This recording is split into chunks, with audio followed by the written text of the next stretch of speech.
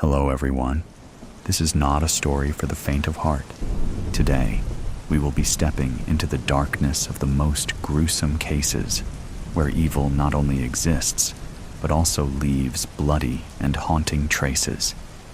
This is Real Gruesome Murder Cases, a series of true stories about murders that made the whole world shudder. If you are ready to face the cold truth and the gruesome corners of humanity, come with me to delve deeper into each case. The corpse in the city. The car comes to a halt at the far edge of the car park behind the bank. Tom sits quietly for a moment, as if in a trance, eyes forward. Only his left arm moves as he pulls on the handbrake. His eyes drop, focusing on his finger, pressing the button to release the boot lid. Slowly, he turns his head and glares. "Are you going to help me or not?" Jim lets out a puff of breath, leans his elbow on the car door, and stands up. His shoes crunch on the dark gravel. The car park is deserted. With wide eyes scanning the area, he moves to the rear of the car and begins wrestling with the wheelchair. This thing's worse than a deck chair. Jim whacks the wheelchair onto the ground and rubs his hands across the seat as he finally gets it unraveled and stable. Tom opens the rear passenger side door and unclips the seat belt that is holding his Uncle Charlie upright. There is now an urgency in his manner. His breath comes in short, sharp bursts as he scurries round the back of the car, slams the boot shut, and then crawls along the back seat toward Uncle Charlie. "Line the chair up, Jim. You pull and I'll shove." Tom places one palm on Uncle Charlie's shoulder, one on his hip, groans and pushes. Jim tugs on a resistant arm and leg. Eventually, Uncle Charlie lands with a flop on the seat of the wheelchair. Jim tugs at the black overcoat to straighten him up, tucks in his arms, and lifts his feet onto the footrest. The sound of 4 doors and the boot closing echoes around the vacant car park and surrounding tall buildings. Yellow lights flash, showing the car is now securely locked. Standing back, Tom inspects his Uncle Charlie. "What does he look like?" "Dead," says Jim. "Pull his hat down over his face a bit more." Jim grabs the rim of the dark brown trilby and forces it over Charlie's head, then tilts it forward, covering Charlie's eyes. Tom takes another look and nods his approval. Gathering the strap from the back of the footrest, he buckles in his uncle's legs and then wraps a green tartan blanket tightly around them. He places a second blanket across his uncle's lap, covering his uncle's hands, and tucks that securely in down the sides. He straightens his back and breathes out a satisfactory sigh. "That'll do. I'm not happy doing this," says Jim. Tom's head spins round. "What? I'm not happy. Well, you're a bit late telling me that. If you want some of the money, then you'd better start feeling happy right now." Jim mumbles under his breath, snatches the handles of the wheelchair, and begins pushing it across the loose tarmac of the car park toward the exit. His breathing becomes labored as the wheels spin in every direction. Charlie's head bobs up and down, loosening the trilby. Tom reaches over to straighten it out as Jim marches onwards toward the smooth pavement and the bank entrance. I'll do all the talking. You just agree with me if they say anything to you. The blood drains from Jim's face. He says nothing. The two men push the wheelchair into the bank and join the queue. Jim hums to himself. Tom prods him. Jim stops humming. Tom fiddles with his Uncle Charlie's hat and the buttons of his overcoat. Are you all right there, Charlie?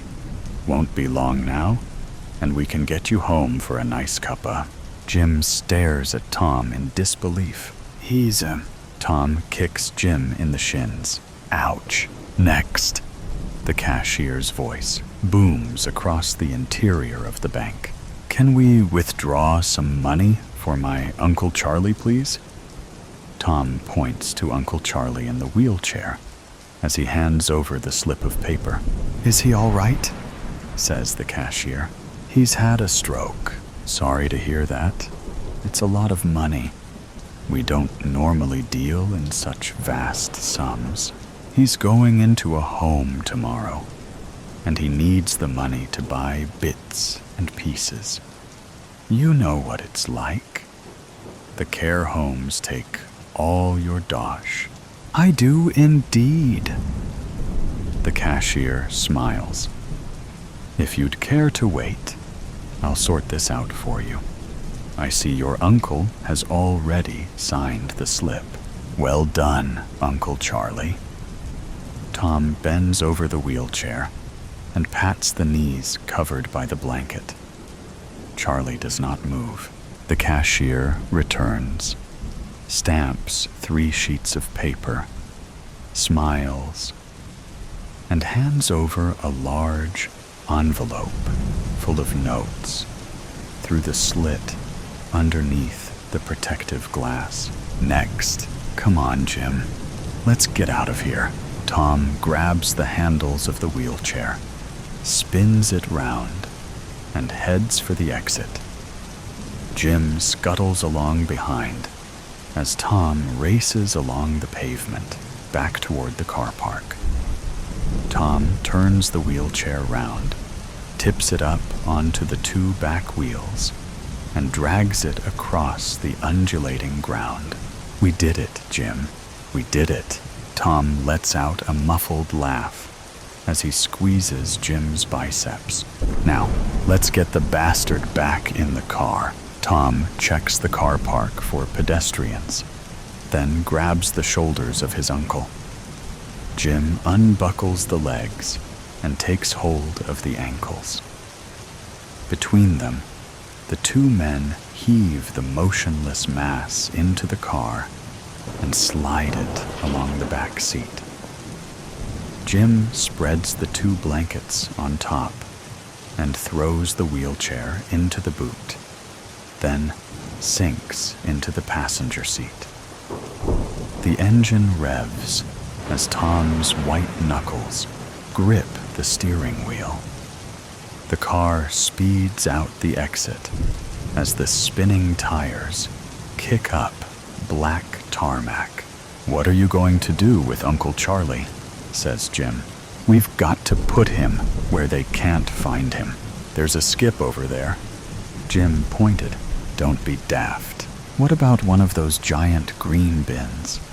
There's one outside the Dog and Badger. Are you mad? We can't just dump him anywhere. The police will find him. It's got to be somewhere. No one knows. We're going back to my place now, and we'll get rid of the knobhead later tonight. We've got to do it soon, before he turns black and smells. Tom stops the car in front of the garage, while Jim jumps out and opens the doors. The car shunts forward. Tom switches off the engine and gets out. He helps Jim secure the garage doors, and then they both go into the house. Jim sinks into the nearest armchair and immediately falls asleep. Tom races upstairs and jumps in the shower. He looks at the clock.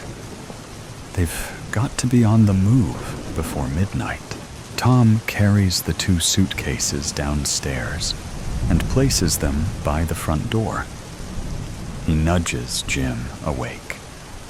In whispers, he tells Jim to hurry and organize himself, as they must deal with Uncle Charlie on the way to the airport.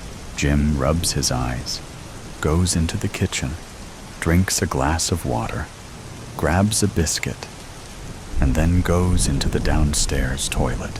When he comes out, Tom tells him to take the 2 suitcases and put them in the back of the car, and not to forget the coil of rope that is hanging on a hook just inside the garage door. Jim puts the 2 suitcases and the coil of rope in the car.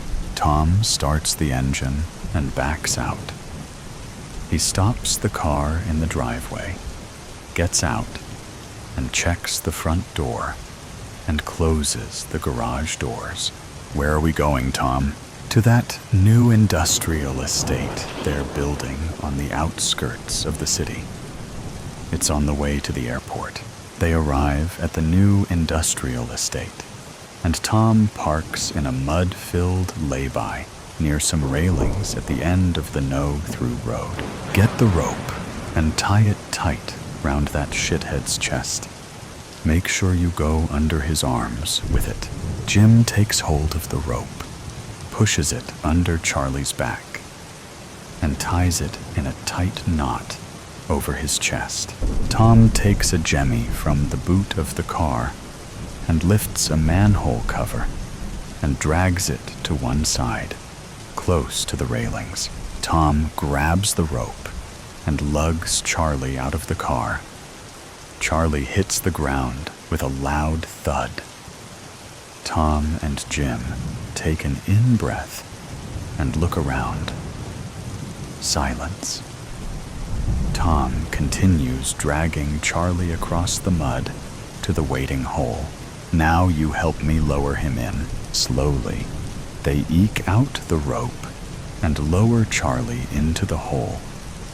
Then secure the end of the rope onto a girder near the top and replace the cover.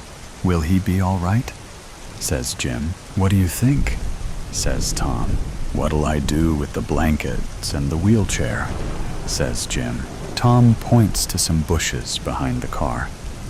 Throw them over there.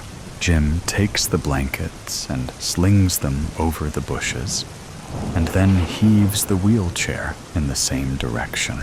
Come on, Jim. We've got an hour's drive to the airport yet.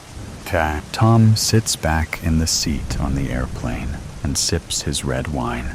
Jim's head falls forward, and loud snoring pours forth from it. Tom and Jim pull up a stool at the beach bar, their favorite haunt from previous Spanish excursions. Relaxed and smiling, they order a beer and proceed to quench their thirst for the high life. A heavy hand on their shoulder makes them jump as the tanned, bulky torso of a man stands between them. Don't normally see you 2 idiots here this time of year. Tom flops his head forward, clearly relieved to see it's a friendly face. Hi, Jack. No, you're right. Just visiting for a bit. And where's Charlie? The old bugger hasn't snuffed it, has he?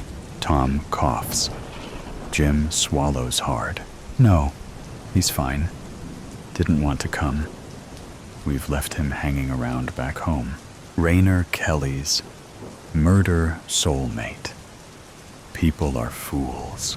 This was a thought he'd held on to since he was a boy, and it had held true for his entire life till that point. Even as Raynor drove on the roads of his favorite mountain range, he could only think back to the sorts who proved it to him. Those sorts of people he couldn't even be angry at. The kind of idiots that got themselves lost in his favorite places. It wasn't as if he cared for any particular demographic.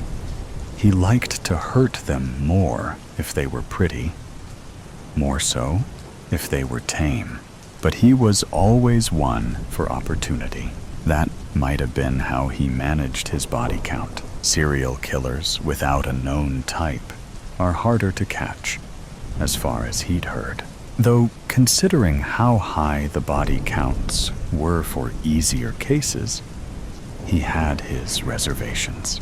It could have been how he killed. While he wasn't exactly messy, he didn't try to be fancy with his targets. He'd done it before. Long, drawn moments with strangers in discreet, abandoned places. But when all was said and done, he was careful. That, and he was a fairly big guy. He was a hard man to escape. Made his marks all the more foolish for trusting him. It wasn't all that late when he happened upon his next mark. A young man, inching to it, really, with a lovely mop of hair just by the side of the road. "Hello, sir. I kinda sprained my ankle. Could you drive me to a gas station or something?" the kid asked softly. He looked embarrassed by the entire situation. Raynor liked that, so he opened his passenger door for him. The kid was asking, after all.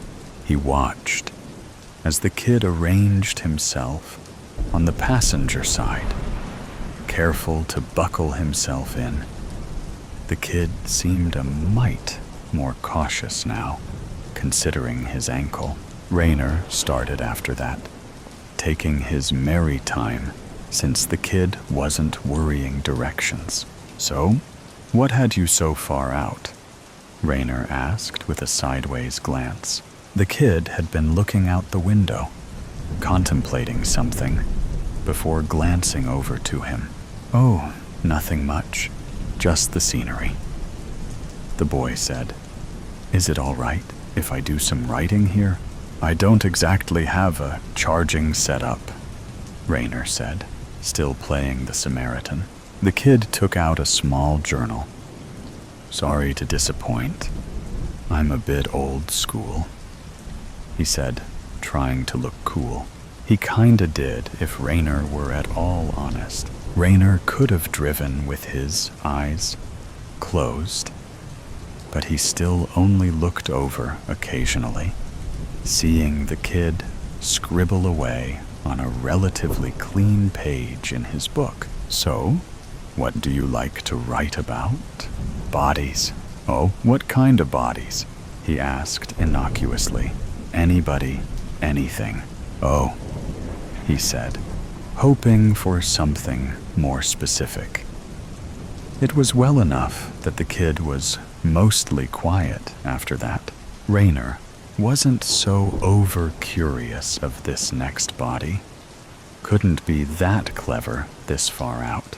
Didn't stop him from being a bit disappointed with the answer, what they were, rather than the state they were in. He was still a bit mesmerized with the kid, scratching away on a half-empty journal he was never gonna fill. He wondered, like any man oughta, how the kid managed to see anything past his fringe. But it seemed weird to impose on something like that. That mop would be safe enough to cut when the kid was dead, if he was really in the mood for a trophy. Beyond that, it was the kinda night he wanted to take slowly. The kid was marked for it. Raynor liked to take it slow sometimes. "I still gotta wonder what got you out so late." "I thought I told you." "Oh, whatever," the kid whispered, before asking, "Is it all right to say I've got terrible friends?" "Well, hey, We've all been in bad crowds before," Rayner stated. He liked getting him out of the shell before the fun. "Yeah." Rayner couldn't see where the kid was looking. "I don't think I caught your name." "No, you didn't." "Be fair, I didn't catch yours either." "Ah, I'm Callum." "Let me guess. Your mom had a thing for soap operas?" "No, saints, actually," the kid corrected with a laugh. "My mom had a thing for cryptids." Rayner paused at the non sequitur, thinking over what to say. He could be honest, tell the kid his name, hear that begging catch on his throat later. Or he could lie, make him guess. "It won't matter if I don't know your real name, you know," the kid said, catching his apprehension. Rayner stopped to think about where they were, where the closest safe house was, before saying, "No, I was just surprised. I'm Rayner Kelly." Because he liked the kid's voice. The kid was quiet after that, the only noise from the passenger side being the press of pencil to paper, the sound of a zipper. Then, as if struck by something, he felt a sharp presence through his leg, reacting with a hit to the face, which knocked the kid out. Without much thought as to the proper thing to do, Rayner pulled the knife out. Rayner felt his own hot blood flow from his thigh, and all he could think was, "The little maniac stabbed me."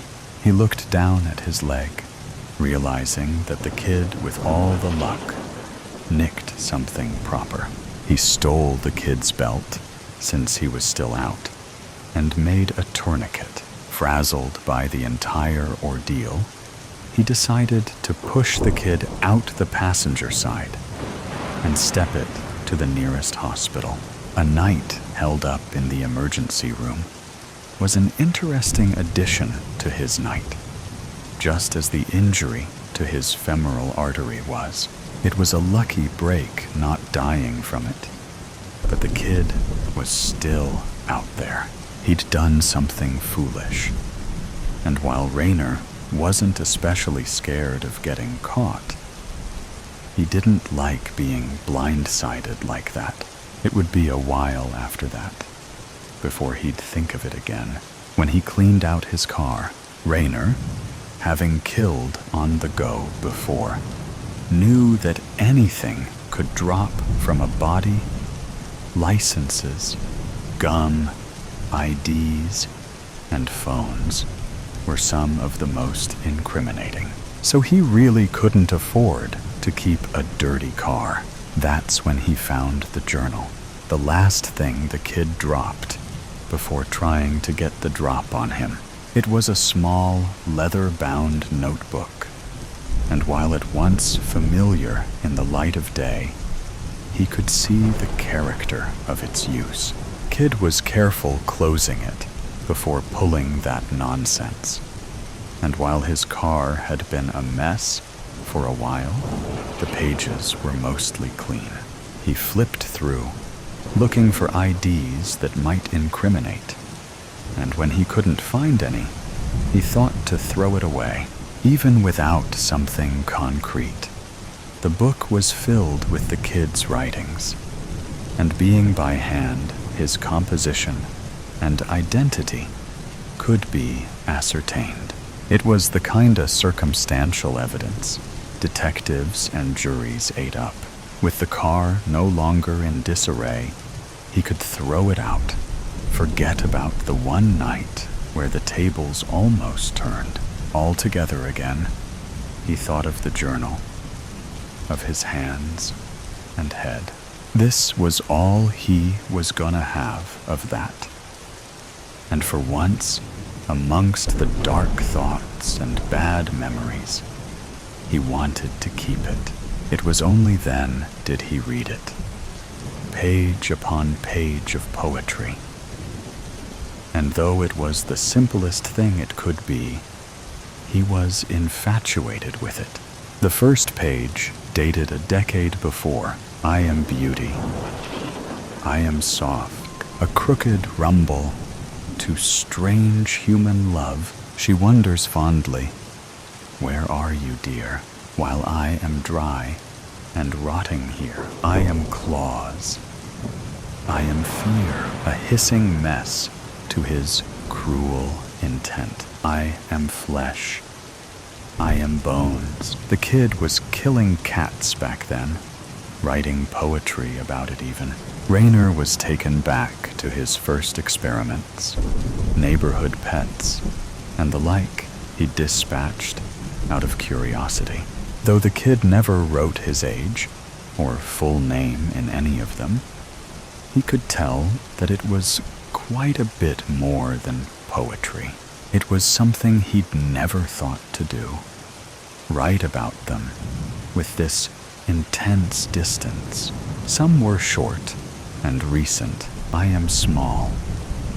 I am buzzing. My life is sweet. My stripes are fuzzy. Inside, I'm soft.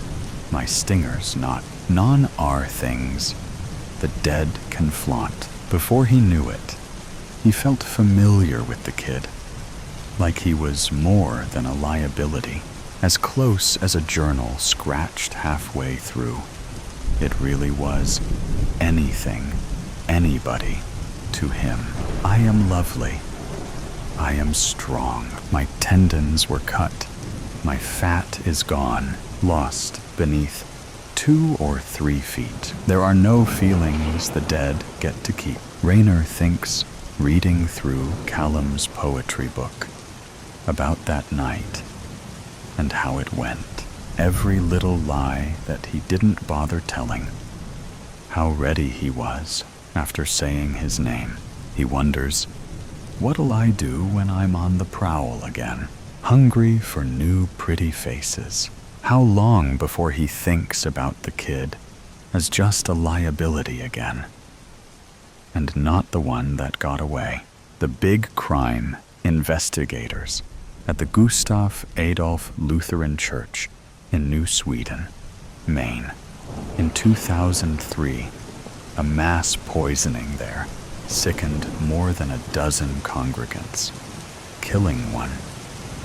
Credit: Joel Page, Associated Press, by The New York Times, April 7th, 2020. All true crime stories start as crime reporting, often in the daily newspaper.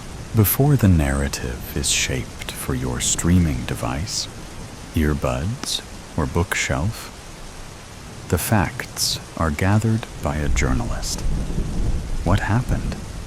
Where and when? Who is the victim? And do the police know who did it? Any journalist who has covered crime has stories they can't shake. These tales can be harrowing, bizarre, or even, in rare circumstances, oddly inspirational. We asked our journalists to share the ones they still think about, even decades later. Ellen, Barry, Boston, bureau chief.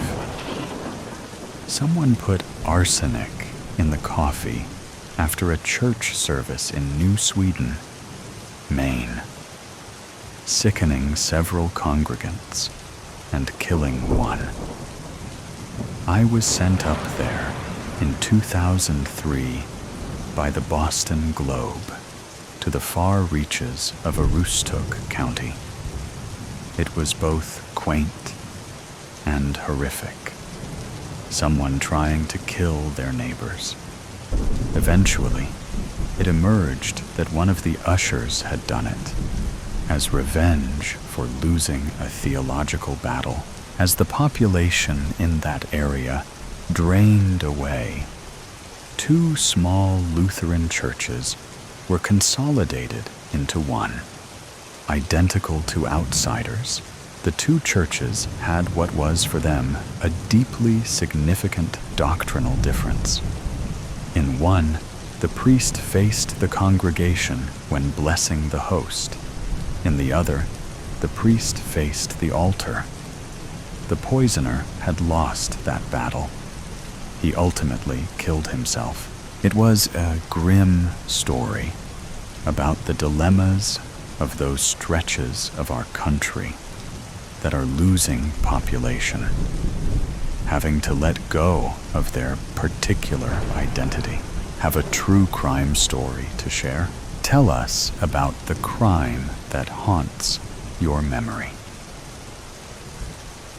Feb 27, 2020. Linda Richardson, Senior Staff Editor.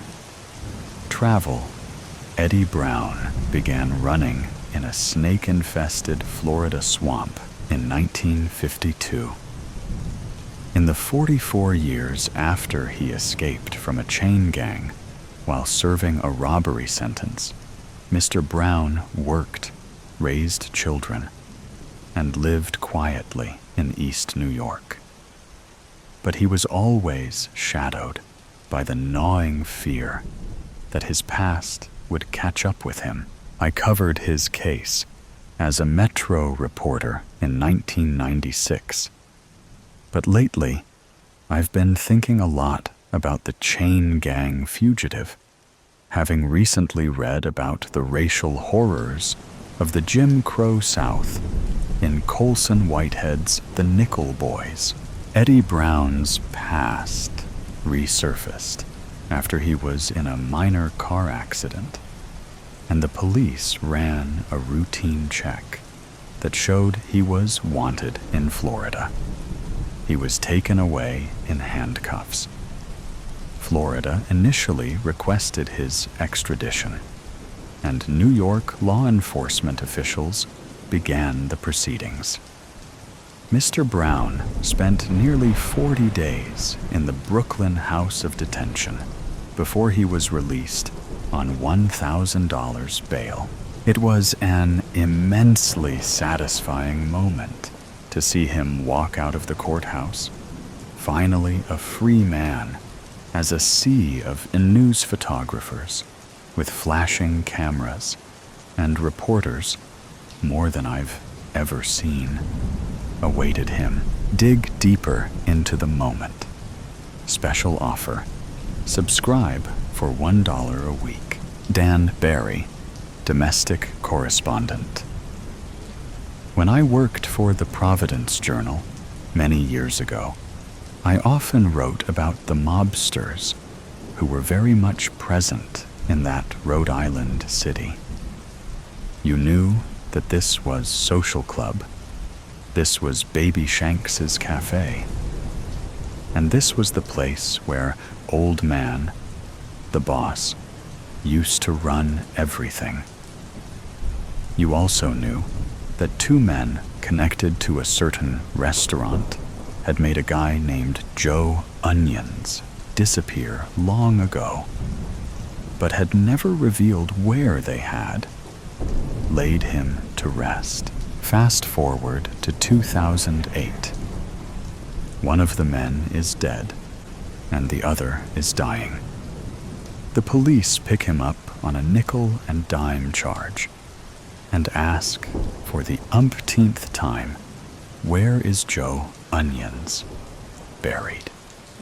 To their shock, he agrees to spill. I have strong ties still to the state, and when I heard about this case, it sounded like a short story about an old wise guy who decides to go out by doing the right thing. I had to write it. Nicholas, domestic correspondent, investigations.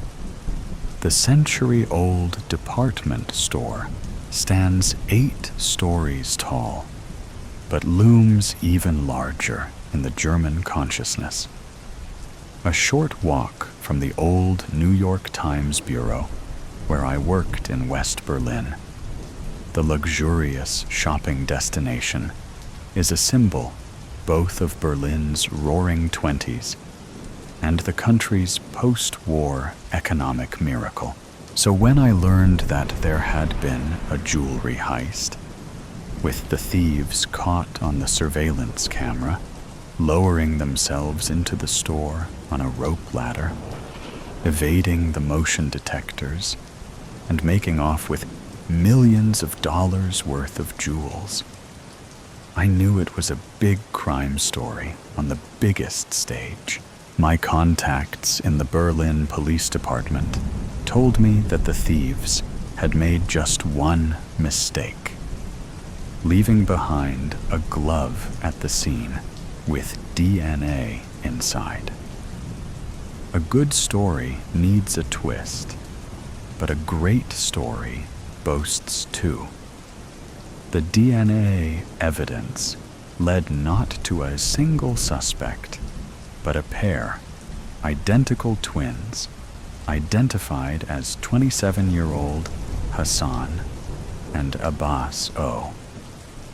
The German justice system couldn't lock them both up, and each could claim the other did it. So, they walked. It may not have been the perfect crime, but it was a pretty sweet alibi. Allen Reporter. Metro.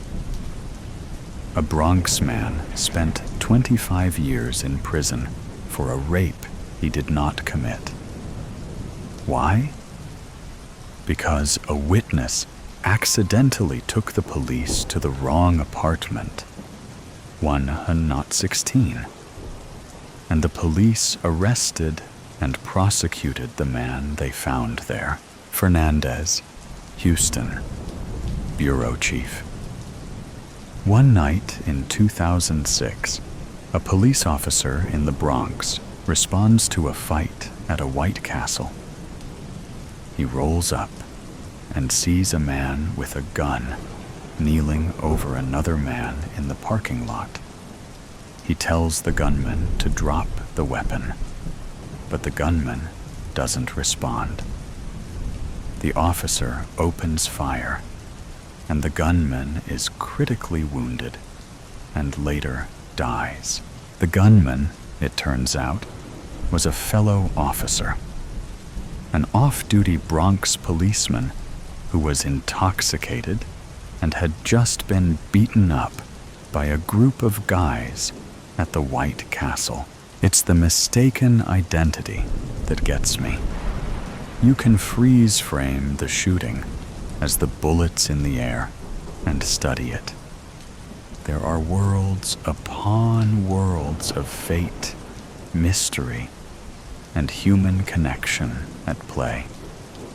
These two officers worked at station houses nearly 2 miles apart, and yet here they were, drawn together in a few tense, confusing seconds in a fast food parking lot. As I wrote, in this city, people live their whole lives separated by such short distances and never once cross paths. I don't think the officer was ever prosecuted for the shooting.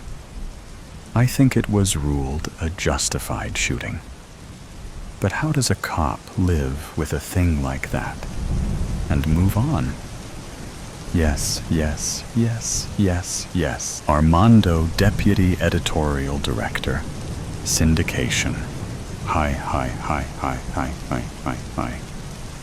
This unsolved case, in which 7 people, including children, were shot point blank during a robbery inside a bowling alley, has been a cloud over a small New Mexico city near the Mexican border for decades. 4 of the victims were killed. A 12-year-old victim, shot in the head, managed to call 911. And no arrests have ever been made. I grew up in the area, and it has been a source of sorrow and local mythology ever since it happened in 1990. In fact, the brutality of this crime over a few $1,000s, the massive law enforcement response, and the fact that no credible witnesses have ever come forward to identify suspects, all we want to hear about a crime that haunts you, a story that shook you, your town or community, and possibly changed lives. We are starting a project that will deeply examine crimes around the United States, the kinds of stories that too often go untold or have largely been forgotten. The crimes can be solved or unsolved, decades in the past or more recent. The crime may have been violent or involved financial or political wrongdoings. It may have implicated law enforcement or corporations. We're particularly interested in stories that may have gotten local coverage or not, but didn't rise to national consciousness. The dark night. A shadow of a figure was running in the dark. All around were tall trees, and only a small fraction of the moon's rays got through the canopy. The ground was a black void, with no difference between the dirt and the tree roots. A pack of wolves howled in the distance. With every gust of wind, the tree branches and leaves banged and rustled like a toddler playing with pots and pans. Under all of that was a low mumble, rhythmic, like a drum cadence, but ghostly in origin. The figure trips. Eli. The scene quakes. Eli. The moon disappeared. Elijah. Blinding fluorescent light replaced the woods. 13-year-olds Eli and Tyler were sitting in the mall food court, eating dinner across from each other. Eli's heart was pounding in his ears, and his hands trembled. Tyler put her hands on his. Eli, what did you see? Eli repeatedly blinked back at her as the fog lifted from his head. I don't really know. Come on, she said, slinging on a side bag as she raised from her chair. You can think about it on our way home. I don't want to miss the bus. Without a word, Eli cleaned up their table and carried the tray away. As soon as his hand was free, he reached for her hand. They walked away from the tables, with Tyler locking her arm from Eli's swinging. Not too many people were left in the mall. There were a few stragglers around the pop-up stands, but most were lacing their arms through jacket sleeves by the exits. However, two men, a twig-like one with close to the head African curls, and a log-like one with slicked hair, mostly to one side, didn't fit in either group. They stood off the side, away from everyone else, surveilling, looking for something. Their cookies and cream vibe didn't make Tyler divert their path. She was right until they stepped into their way. Excuse us, Tyler Woodlock and Elijah Krieger, the twig one asked through a British accent. Tyler pulled Eli closer. No, sorry, she answered, starting to walk around them, with her and Eli's fingers turning red. Government agents? The other man stopped them, flipping open his budget case. Miss Woodlock. The Brit slid closer as Tyler gave out a nervous laugh. She pulled it together with a devious smirk. All right, agents. She stepped closer.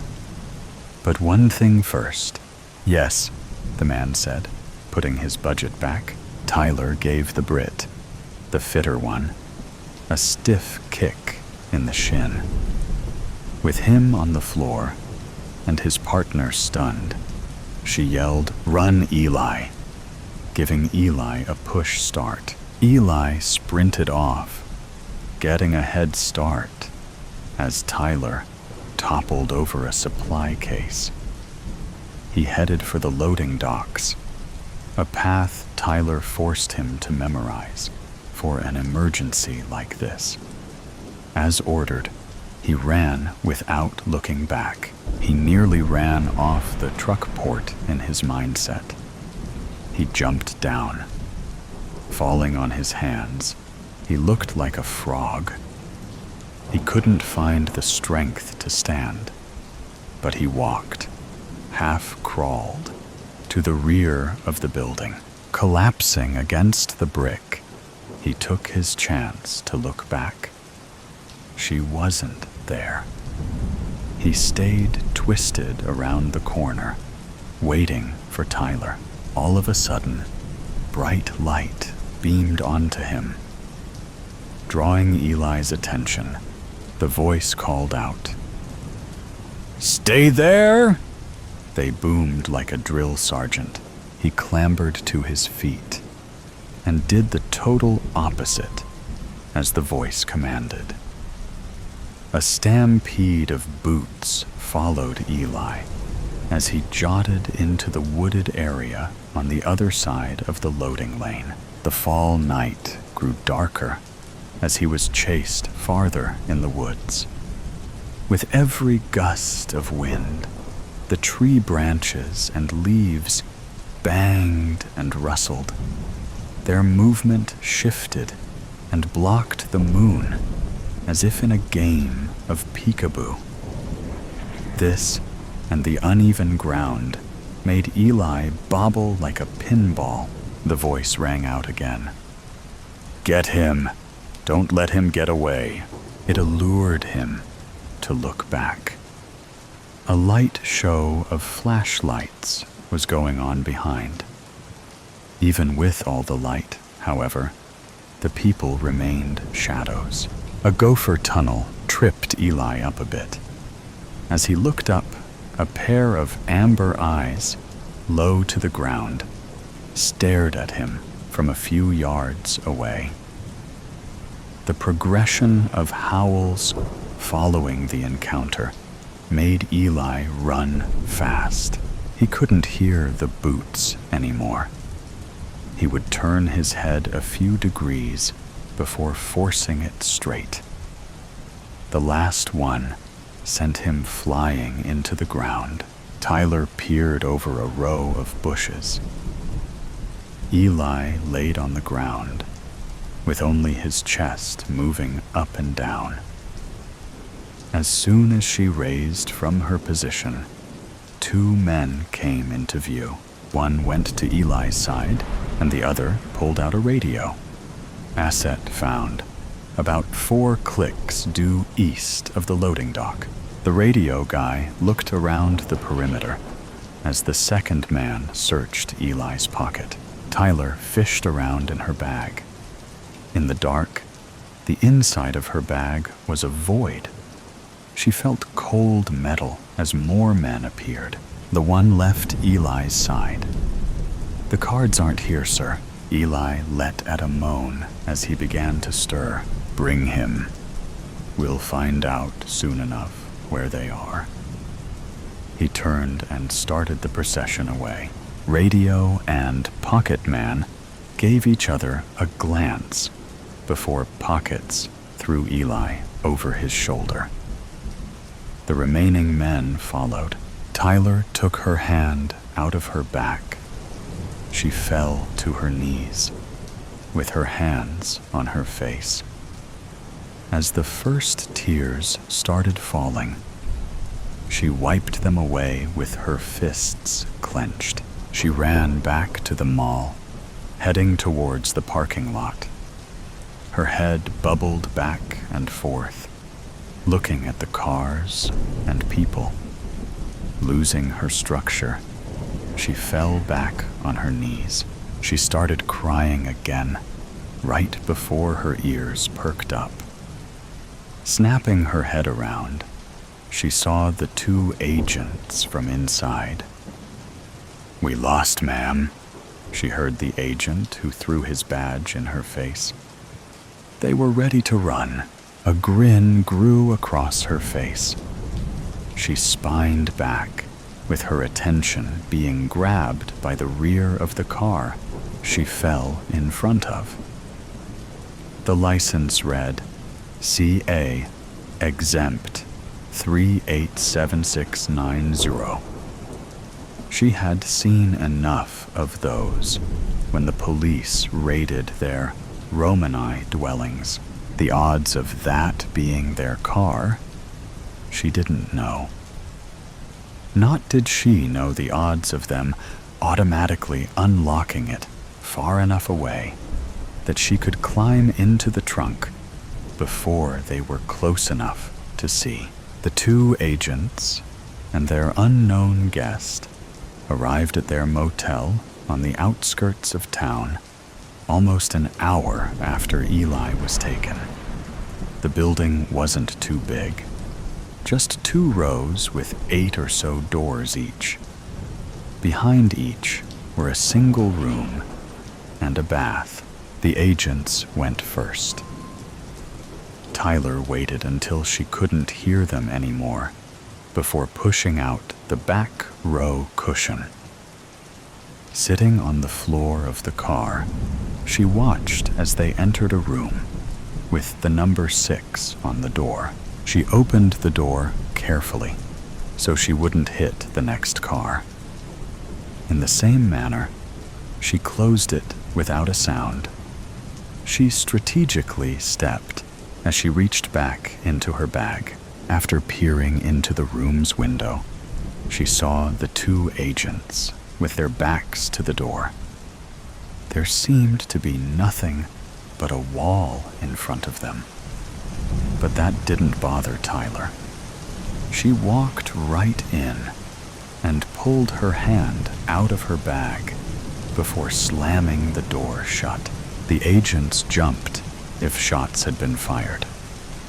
They found that they weren't too far off. Dropping their phone, they were face to face with a gun barrel. "Hello again, miss." "Woodlock," one agent said, through his British accent as they snuck for their weapons. "Don't patronize me," she said, cocking her gun.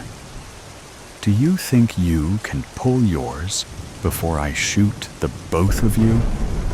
I've already proved I have grace under pressure." They both bring their hands forward. "What do you want?" the other one asked. "Well, Agent Vincent Petrov, I'm thinking about a trade." Flaunting his arrogant British accent, he asked, "What would you have that we would?" Cutting him off, Tyler pulled out a deck of tarot cards. "Really, I might be a child, but I'm not an idiot." "That still doesn't answer my question," Vincent said. "I want Eli back." "Excuse me, even if I believe for a second you're not with the men who took him, you bring him back to me, and you get these no-so-meaningless cards, and we all live happily ever after." The agents gave each a glance. "Let me make this easier. You do this, or I shoot you and go on my merry way." Eli was groggy, teetering between awake and asleep for the car ride, though no one could tell through the blindfold, nor from his position in the trunk. They had tried his wrists and ankles to stop the little fight he had in him. No kicking, no hitting, no running. More helpless than he was without Tyler. He was asleep when the car stopped, but was jarred awake when one of the men yanked him out. Being bobbled around, his face was red and breathed deeply, trying to keep dinner in. The only relief came when he was dropped to the floor. After the bang of the door, Eli was left to wait once more in the dark. He pulled at his ropes, only stopping when the burning turned into paper-cut sensations. No closer to freedom, he crumbled, stopped straining, stopped fighting, stopped holding it together. Back at the motel, Tyler sat crisscrossed on the first bed from the door, yanking her locket back and forth on its chain. She stared at the agents that sat on the other side of the room. She tried to hear what they were saying, but they put the same effort into the opposite. "What are we going to do, Miles?" Vincent asked. "Play the game. Easier said than done. We know when, where, and a fair idea of by who. The who is what scares me. I would be more scared of the lass if we don't." "I agree with Agent Walker," a woman dressed in a white skirt suit with her dark hair in a spiral braid said just inside the room. "Ms. Isles?" Vincent jumped out of his seat. Tyler did the same. She stared at the woman, jotting a glance at the door, then back. No one heard the door open or closed. "Hello, miss." "Woodlock," Ms. Isles said, raising her hand. "Hi," Tyler said, more like a question than snipe, without shaking her hand. "Well, do you want the good news or the bad news?"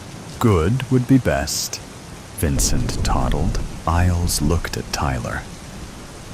"Find the boy. Bring him back. Finish your original mission," she said through a smile. She began to walk away. She already had her hand on the doorknob before any of them stopped her. "What about the bad news?" Miles shouted. "Work with her, Walker. Work with her," she said, leaving before and without argument. Eli had no idea how long he was asleep for, but when he opened his eyes, he was met with a blinding light. He stretched out to find his legs and arms unbound. Panicked and joyed, he shuddered and jostled. He missed the hand on the wrist. A shadow eclipsed the bright light. "Do you mind not moving?" The voice sounded familiar. With the light masked, Eli could start to see the room. First, the man kneeling in front of him, graying hair, flannel button-up shirt, and placid blue eyes. Then small red spots on the gray cement floor. And last, white bandage roll, some on his right wrist, and the man wrapping more onto his left. "I think you've bled enough on my floor for today," the man said, finishing his work. "Your floor? Don't be put off by the casual dress. I'm the boss here, and that's why I can offer you this. You answer all my questions, and you can go home to your gypsy family, to your sweet wife, Tyler, without any more harm." "What do you want to know?" Eli asked as he sat up. "Why don't we start with something simple? Why did you run away from me at the loading docks?" said the man who blared a flashlight in Eli's eyes earlier that night. Vincent sat at the small two-person table, glaring at a street map and a calculator. "How is it going, Vince?"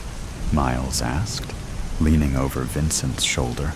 "Not great," knowing that they took Elijah 75 minutes ago, and assuming they stayed within 5 miles per hour of the speed limit, they can be anywhere within and around 50 miles away from the mall. That's a big area. You don't know the half of it. Miss Woodlock. Tyler, she yelled at him. My name's Tyler. Tyler. He put his hands up halfway. Can you give us anything? Car model, direction, anything? I was a little busy, trying not to get caught myself. Trying to find you fools. If we try to search all of this, Vincent pulled Miles closer and lowered his voice. We won't get to him in time. Don't talk like that, Tyler yelled, with a little cry behind it. You start talking like that, and things will end that way. She fell back onto the bed, with her hands on her face. Miles glared down at Vincent, with his arms crossed. He kept that position as he walked over to the bed. Sitting next to her, he put his arm around her, with an air bubble between them. Thanks, she said, whipping her hands out from her face. It's getting late. Why don't you rest for a bit? We don't want our sharpshooter's eyes heavy. I've been one for the last 10 years. But, she paused, bringing up her watch on her right wrist. Watch, she continued, jumped off the bed. What? Miles followed her towards Vincent. Watch. She started searching her bag. I got Eli a watch for our first anniversary. He never takes it off. She presented the watch's instructions. And it has GPS. Anniversary? They asked. During their time together, the man asked Eli an array of questions. Most about trivial personal things to get Eli relaxed and uncoil from his balled-up position. It was working, too. He was as relaxed as if he was home. His eyes glassed over as the questions droned on. The room faded away. A dark place appeared. A spotlight shines on the center. A glint of metal moved in from the bottom. A gun, revolver, a white hand, a flannel sleeve. The hand snapped the bullet holder back into the gun. It aimed. Destroying the image, the shot fired caused Eli to scream and hold his ear. His ears were still ringing when the man tried to calm him down. Eli saw what he expected was on his own face, on the man's. The man removed Eli's hands. His mouth moved, but Eli couldn't hear it. He yanked himself away. Why are you asking me all these questions? What do you want? The man had a blank face. He opened his mouth, but nothing came out. After straightening his shirt, he said, You have something that belongs to me. I don't have anything. Eli shuddered. Not now, but... He exhaled heavily through his nose. Tyler gave you something. A set of tarot cards. I don't know where they are, he stuttered. Well, it's the last question you have to answer, so give it a good thought. They could be anywhere. In the woods where you chased. Back in the mall where the other two did. With, he said, trying to put the brakes in his mouth. Sir, you know where they are. No, I don't. Yes, you do. He pulled a gun from his back waistband. Tell me. Eli's mouth opened, but the only crashing noises came. The sound made both of them jot their attention towards the door. The man gritted his teeth. The other two. Staring down at his gun, he weighed it in his hand before bringing it down on Eli's head. Eli fell to the floor again. The last thing he saw before the backs of his eyelids was the man's black shoes walking out the door. The black gave away to wisps, at first merging into cacti and sand. They whirled by through the view from a car window.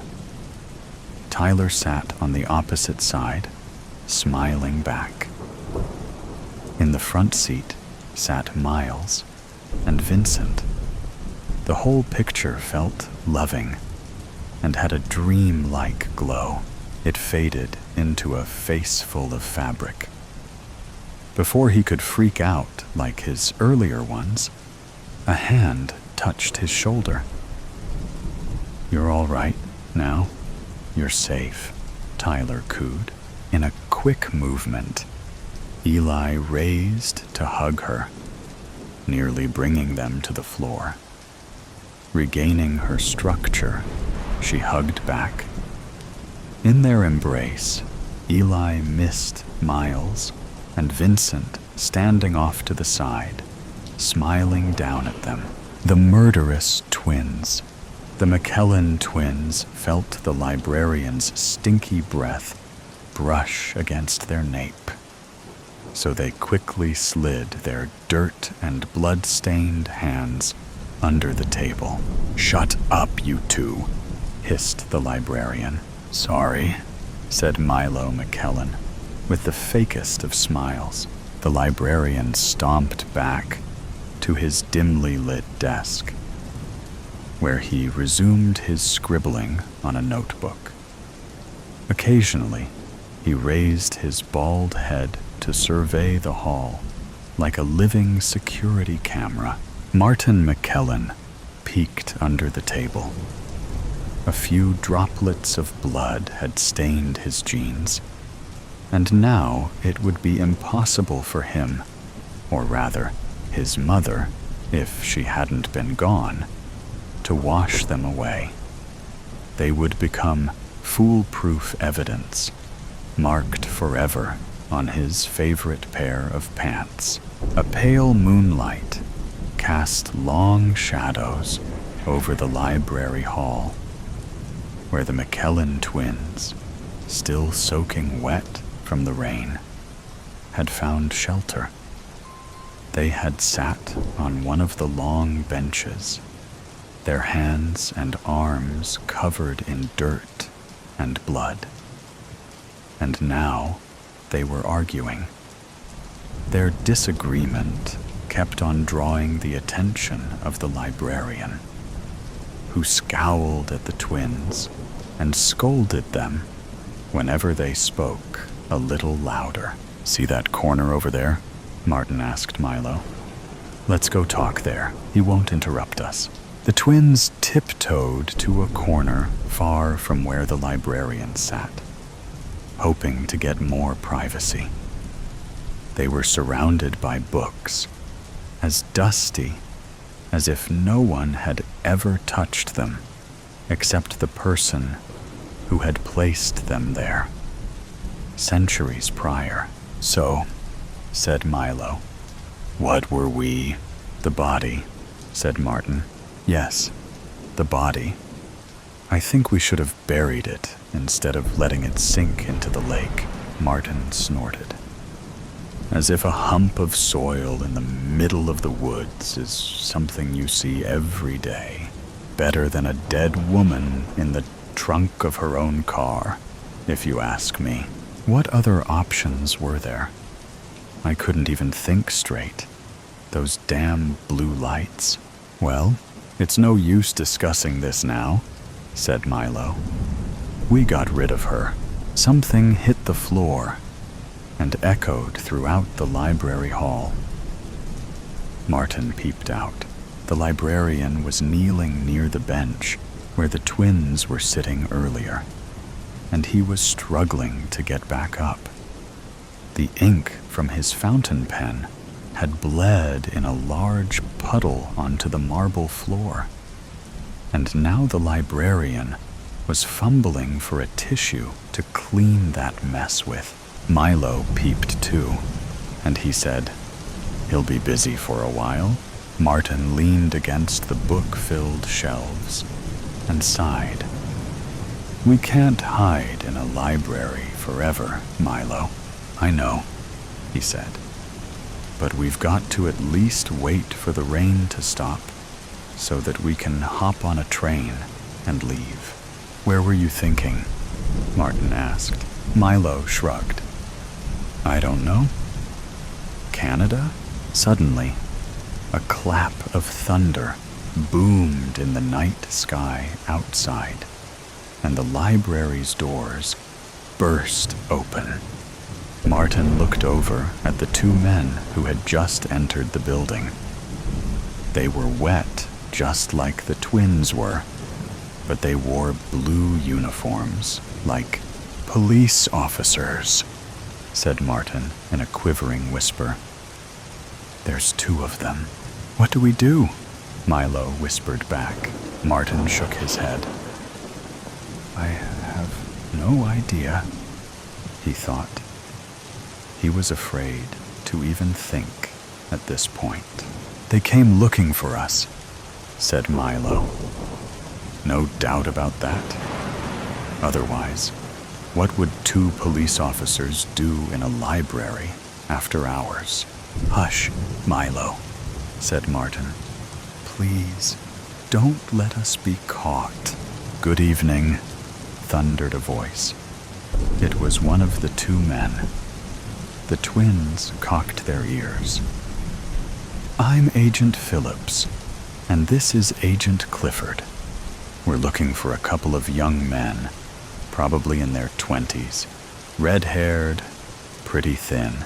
The librarian did not answer, so the other police officer, Clifford, urged him.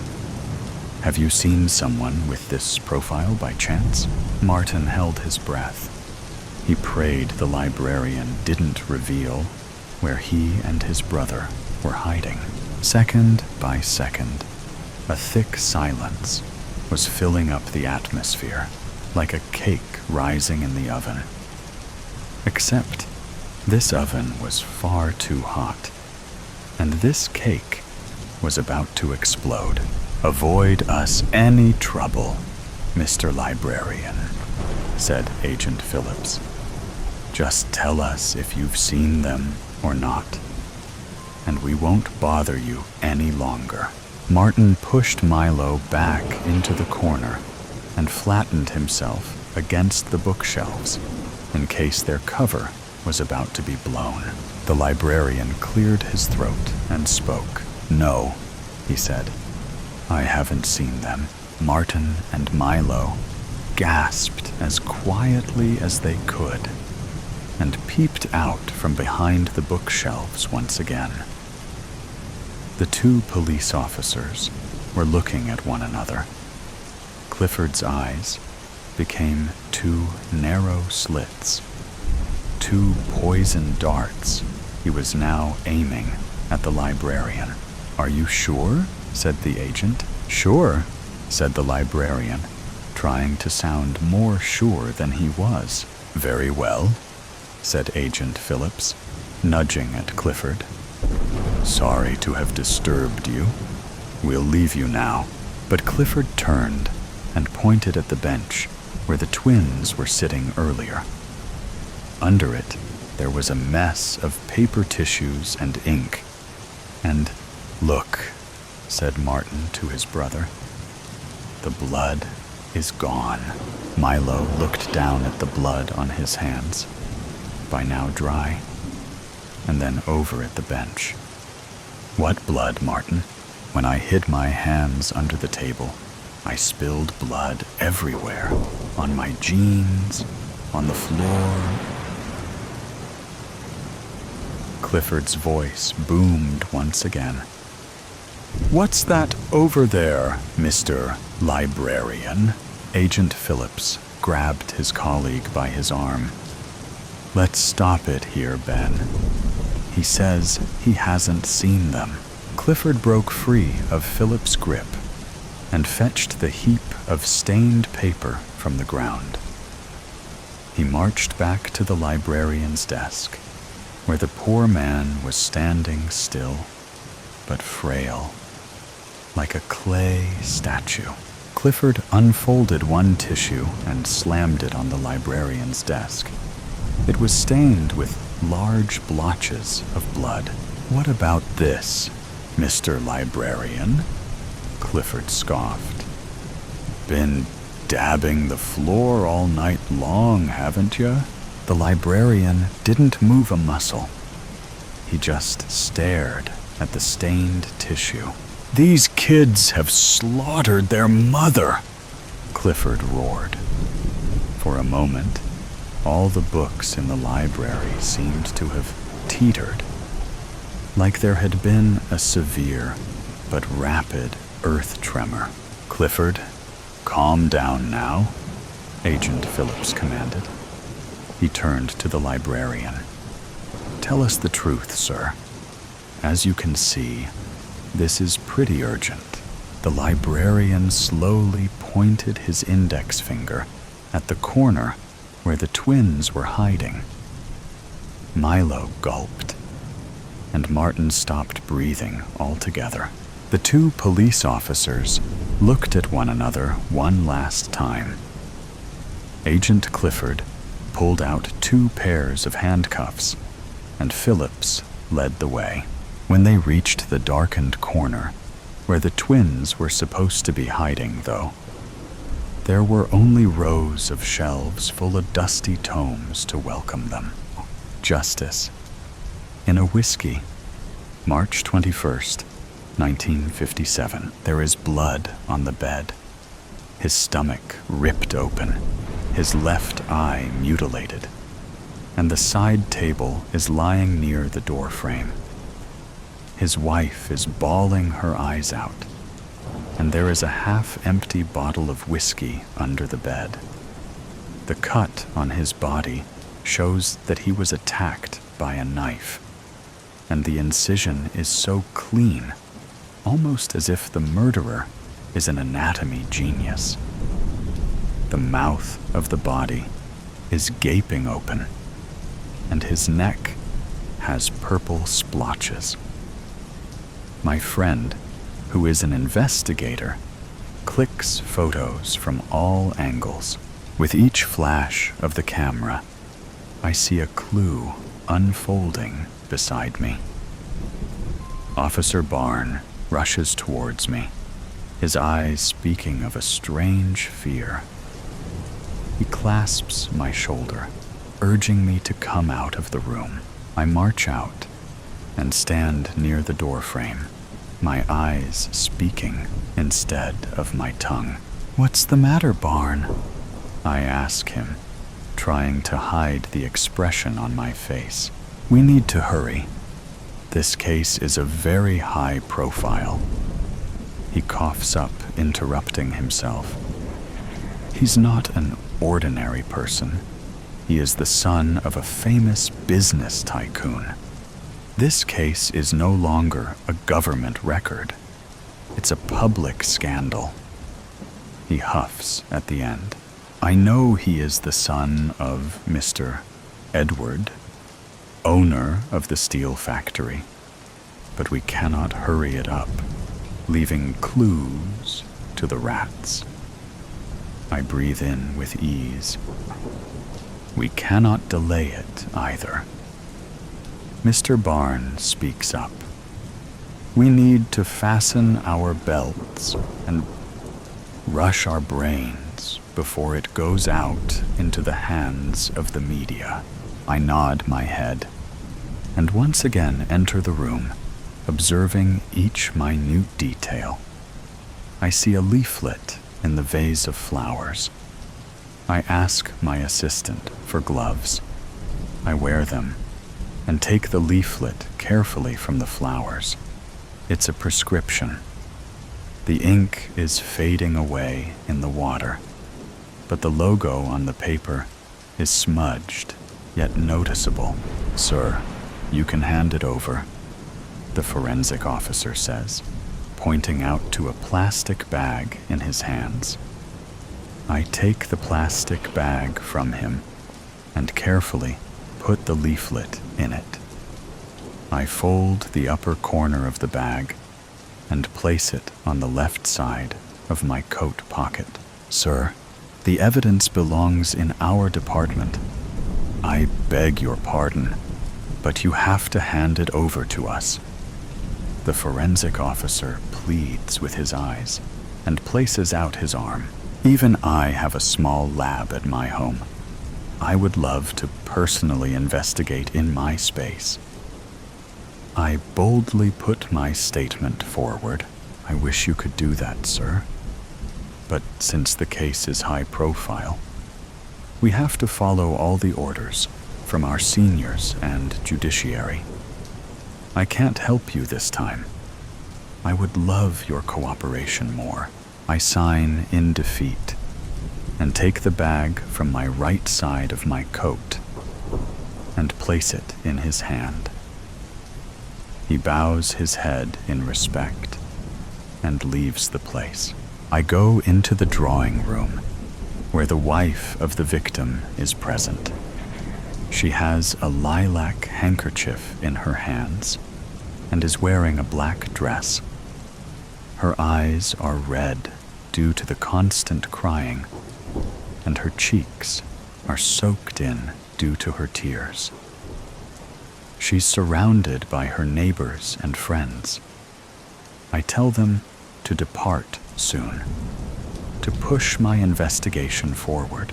Everybody leaves, and Catherine gathers herself, aligning her back with her body. I sit a few inches apart from her, observing her delicate little hands, which no longer has the burden of the band. "Miss Catherine, sorry for your loss. I know the departure of your husband is so unexpected, and I could understand your sorrow." She sobbed a little and quivered her lips. "I hope my husband gets justice, sir.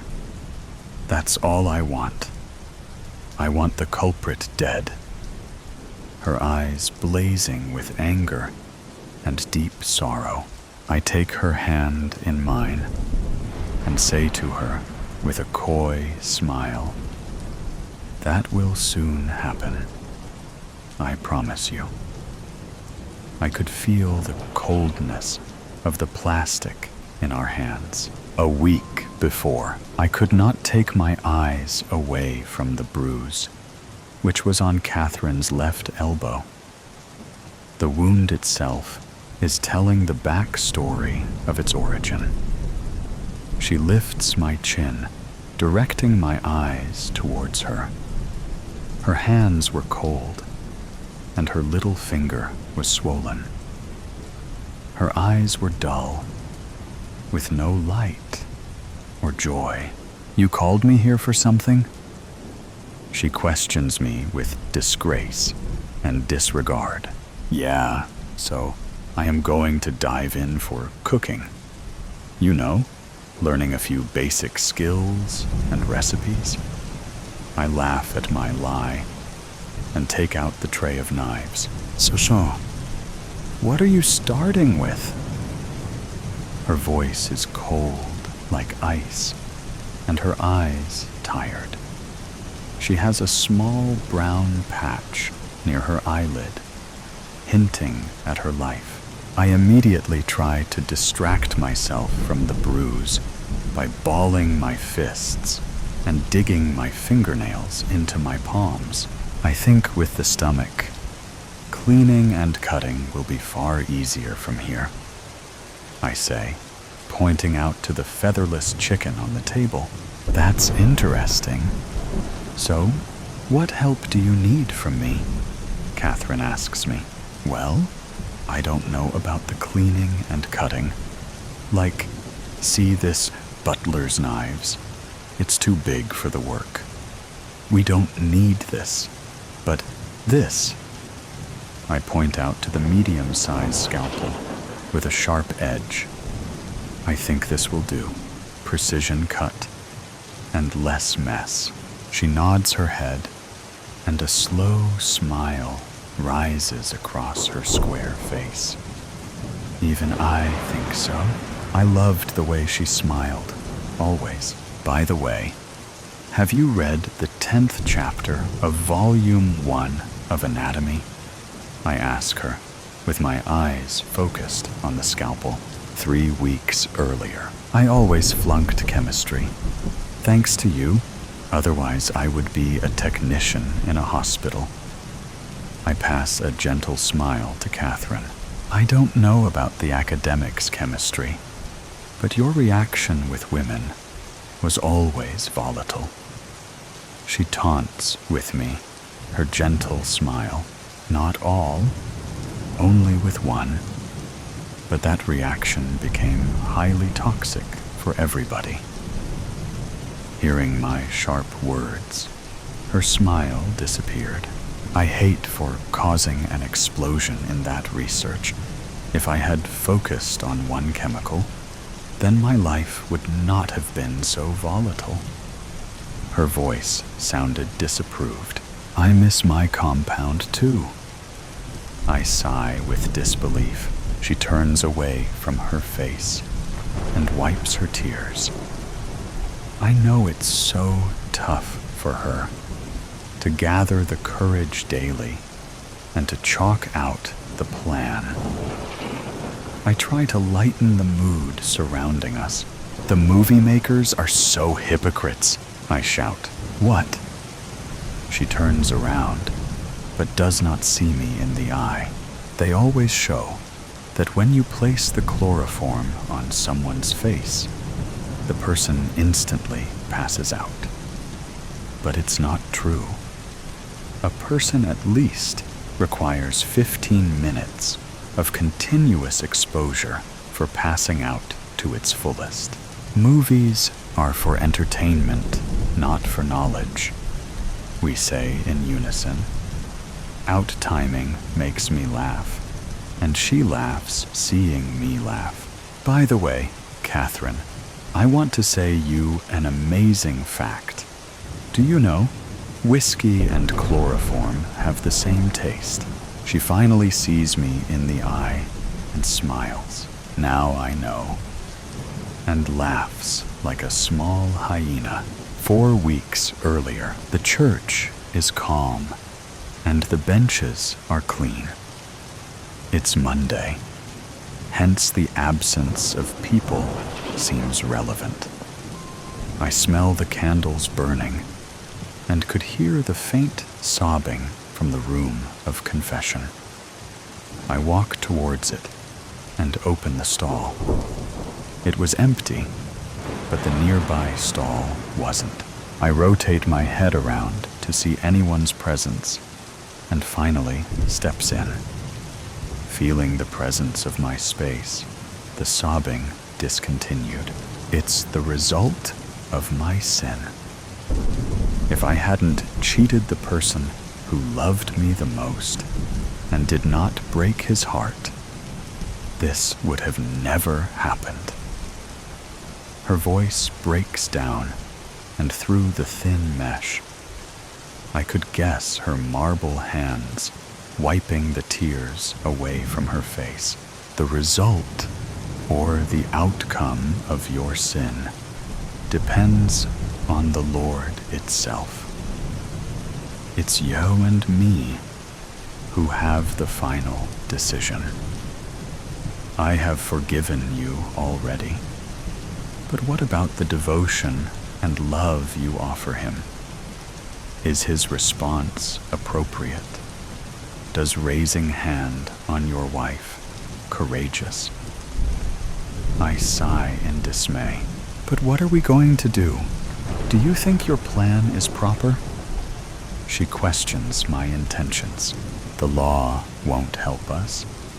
His hands are long, and their pockets are full with his money.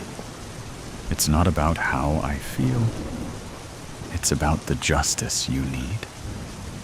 I face her across the mesh, digging my fingernails in my palm. I won't lose you because of somebody's treatment. I choke down my tears. She stands across the mesh, placing her hand on it. I do the same. A month ago, sir, there is a woman. She is stating emergency and needs urgent observation. Will you come soon? The nurse hurried her sentences. Can you call another doctor? I have completed my hours. I pack my suitcase and turn to leave. She says it's matter of life and death, sir. The nurses exclaim. Okay, fine. Only 15 minutes. Then transfer her case to Dr. Edmund. I wipe the sweat on my forehead and put on my white coat. Sometimes the Hippocratic oath becomes the death of me. I go to the patient's cubicle. I am in no mood to observe the patient. I remove the board placed near the bed and read the symptoms taken by the nurse. Internal bleeding in the cervix, partially choked, bruises on hand and near the eyes, lower lip cut, fracture on the wrist. Miss, when did this happen? And how can we aid you? I reply bluntly. My energy is on brink of exhaustion and pushed to my limits. A pale, cold hand catches my wrist, and a humble voice reaches my ear. Just forgive me, will you? My ears recognize it. And when I see her face, the blood in my body stills. I catch her limp hand and shout, Catherine. Tears were flowing down her eyes, and her face had lost the life and sunshine she had. All she could do was clasp my hand with more force. I kiss her knuckles and run my fingers lightly on the bruises. Seeing her in this state, my mind rattles. I clench my teeth, and tears of anger rush down my cheeks. Who did this to you? I ask her, trying to mask my anger. She gathers herself, and with the last courage within her, utters, my husband, murder. Hi, Miranda. I'm officially Officer Zionel, but you can call me Zoe. I just want to ask you a few questions about the recent situation. Zoe, don't say recent situation. It's stupid when we all know that what you mean is murder of your father. You're a feisty kid, Miranda. Thanks. I take it as a compliment. Now that we got that out of the way, do you remember exactly where you were at exactly 6:53 p.m. on July 17th? Gosh, I don't remember. It seems that all of my memories have been wiped from my head. Miranda! Okay. I won't be a brat. But you said yourself that I'm feisty, Zoe. I didn't mean it as a compliment, like you took it. Whoa, ho, ho. She's got an attitude, too. I think we'll get along. So, what's the real answer to my question? I was at the bowling alley with my twin Maya and our best friends Sarah and Diavian. We were about to eat pizza before the next game. It was a tournament. When Gima called and said Dad was shot. Long story short, me and Maya left before we could finish the tournament, and our friends lost. That's what Maya said. But who's Gma? Maya mentioned a grandma, but not a Gma. Oh, right. Maya calls our grandma Grandma, but I call her G-Ma. That's what I called her when I was little, and I couldn't say Grandma, and it stuck. All right. How did your grandmother know that your father was hit? She went over to our house to drop off some books that I had left at her house. And that's when she found him. Dead as a doornail, right there on the kitchen floor. You and Maya's stories are matching up, but Maya seemed a lot more emotional about this than you do. She was practically sobbing as she talked to me. Why are you so cool and collected? Zoe, do you seriously not realize that Dad is not Maya and I real Dad? That one left us before we were born. Don't have a clue where he's at. When Mama married Rob, Maya warmed up to him immediately. I was not so cooperative. I've never been close to him. Yeah, he's always been there for me, but he never, and will never, now, become a father to me. When I first found out about it all, I was a little upset. But it only took me a day to be over it. Maya, like you said, is still a wreck. Oh, I understand now. So, the first person your grandmother called was you. Not Maya, or your uncle, or any of your aunts? Not even your mother? Yeah. Now remember that this was Mama's mama. She didn't want to hurt Mama right away. Maya would be too sensitive too, and she didn't have any of Rob's siblings' numbers. So, the first one she called was me. Simple as that. Maya told me that your grandmother called you first because she thought you were closest to Rob.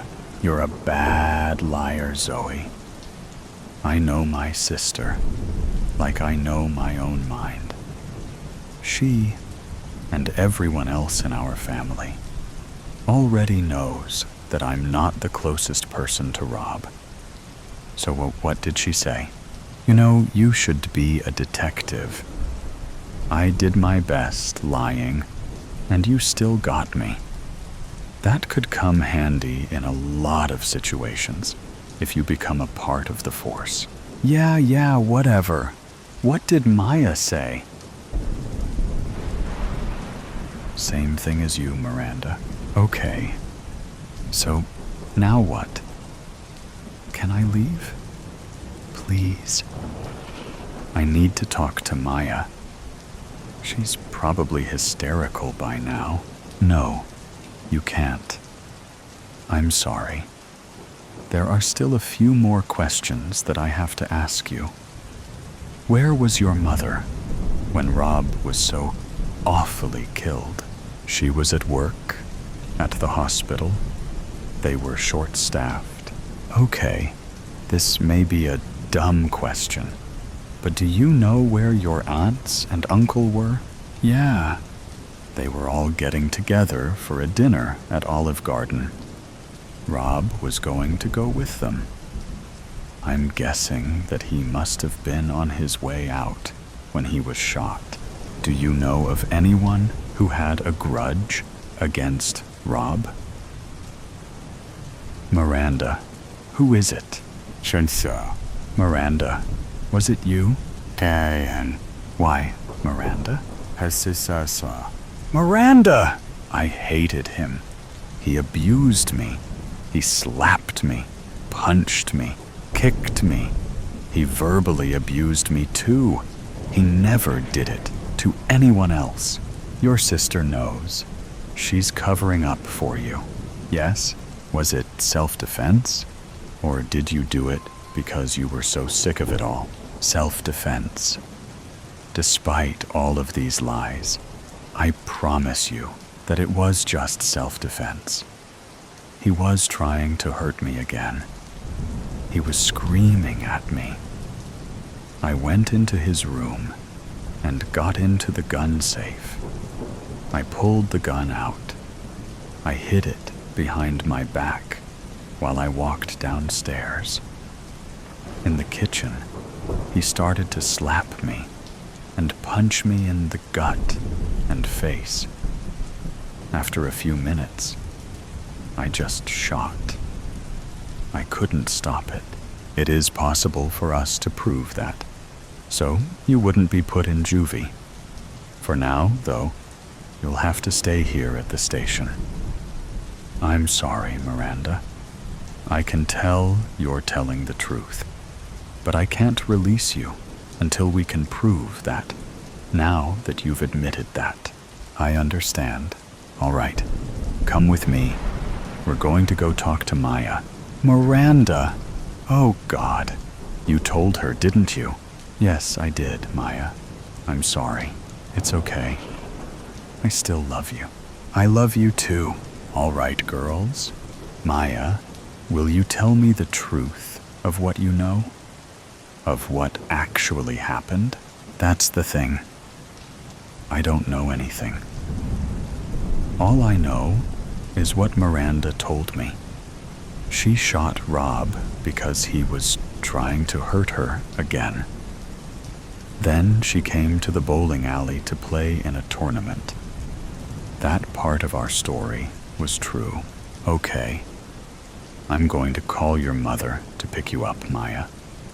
Miranda, you stay with her until I come back. Okay, all right. Suicide pact. Every Friday, my parents cook the most delicious turkey that has ever existed on Earth. They use natural ingredients that I have never heard of before. Every time they make it, I ask them for the recipe. They just never tell me.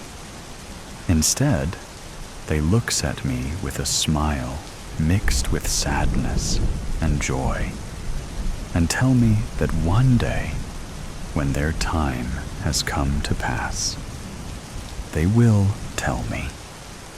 Tell me the secret ingredient. This is the routine that happens every week, every Friday.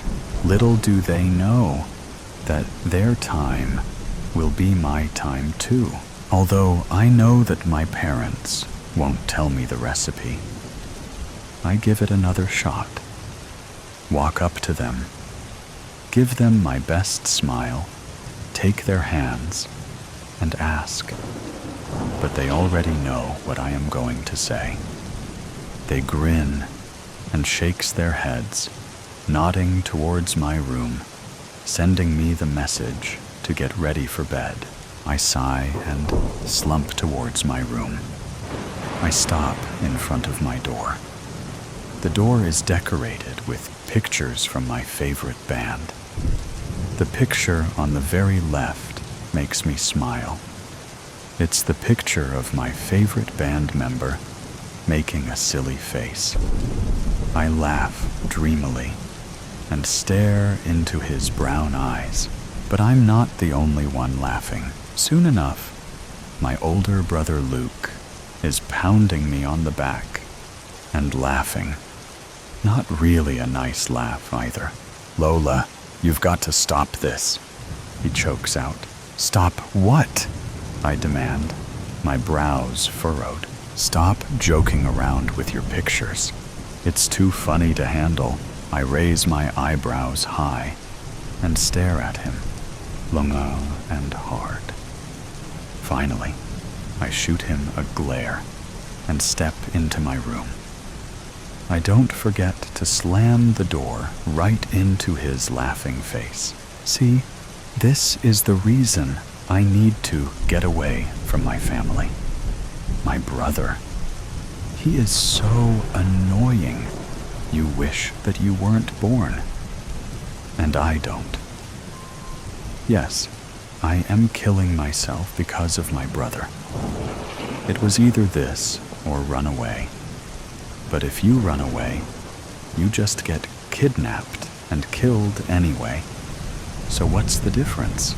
Once safely in my room, and my brother gone, I sneak into my closet and pull out the small but strong bulletin board that I got from my grandmother on my birthday. I forgot to check yesterday's square on the calendar, so I will do it with today's. I take the white chalk I have been using the past month out of the box that it was in and slash 2 white lines next to the others. When done, I carefully put everything back in my closet and lie on my bed. Breathing slowly, I run down the suicide plan in my mind. When I come back to my room from brushing my teeth, something in the room is different. The lights are off. Did Mom come in here? Dad couldn't, because he's in Miami for work. Oh no. What if my brother came in here? I try to shrug it off and crawl under my covers. The whooshing of the wind outside quickly drowns me in my sleep, and all my thoughts are lost. The next morning, I get up late. I quickly eat breakfast and get ready for school.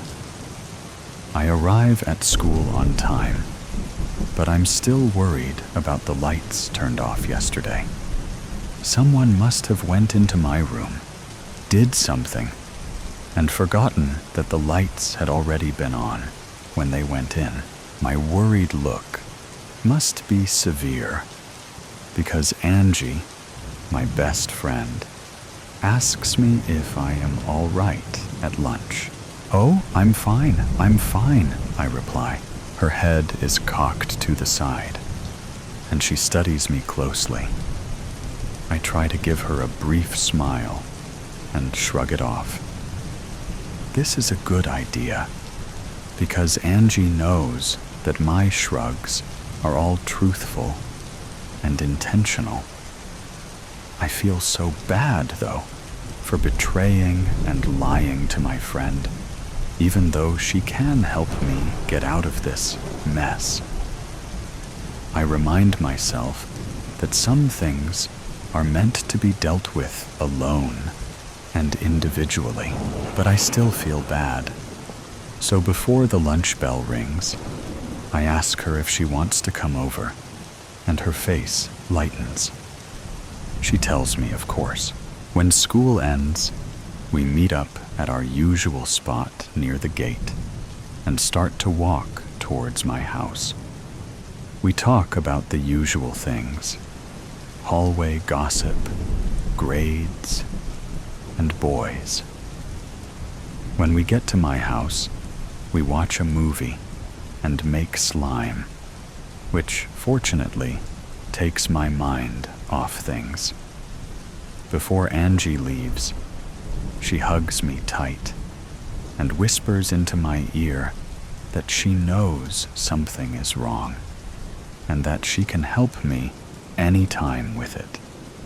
She tells me that I am never alone. If only that were true. Even after our time together, Angie and I only used up 3 hours of our time. I still have 1 hour left to chill. I get bored, so I decide to slash today's mark earlier than usual and head into my closet. When I pull out the bulletin board, though, all the tally marks are gone. I'm so shocked that I gasp out loud. What? What? I stutter. I was not going to let this go. If someone had done this, only my brother could. My mother wouldn't do such an evil thing. But if my brother had read the notebook, then he would know that he was being such a pain. I wait until he comes home from work and confront him. It did not work as well as I thought, though. He convinces me that I can't kill myself because of one person, that I need more bad things in my life to hate myself enough and kill myself. We sort it out, and he swears to not be much of a pain anymore. I guess some things are meant to be dealt with by talking and not action. I have learned my lesson. Attempted murder. New case, Noella. Thump. A stack of files in a manila folder lands on the desk in front of me, sending my papers flying. Great. Now my spotless office has papers everywhere. I huff and look up to glare at my boss's departing back. No case summary? He turns back, talking a few strides into the office and closing the door behind him. That's the good thing about being one of the top-ranking detectives in our firm. I get an office to myself. Unlike others such as Otto and Shorlick, who have to share one, it gives the privacy and thinking space one needs when uncovering confidential cases. Young woman, aged in mid-20s. Her name is Enya Brown. Enya Brown? The Enya Brown I rescued from a dark alley a year ago? I turn back to him, nodding in acknowledgement. She's reported claims of stalking and attempted murder. Interesting. Any reason why I was given the case instead of the others? I might be a detective chief superintendent in our firm, but there should be plenty of others qualified to take this case, especially those in his inner circle who don't have other things such as helping to run the faculty to do. Celine's in Egypt, Henrik's in Germany, Jericho's sick, and Manuel, Maxime, and Molino are busy. I don't want anybody else but the best detectives for this case. It's pretty serious, and there's little evidence at this stage. Only the best could pull it off. He pauses. Oh, and the client specifically asked for you. Make the Annery Feralis Detective Agency proud, Noella. Then he departs, leaving me to ponder the case. That still leaves Jane and Danny unaccounted for, and I have no doubt he knew that.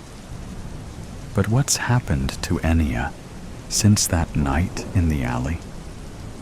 I told her to contact me if anything was amiss, and I've talked to her since then. But it's been precisely 13 months, 2 weeks, and 16 hours since I rescued her from the alley, and the incidents date back at least 2 years. Why now? It was 8:30 in the evening, and I'd stayed back at work a bit longer to finish up writing a case report. The weather was miserable, having rained just minutes before, and the cobblestones were slick with water.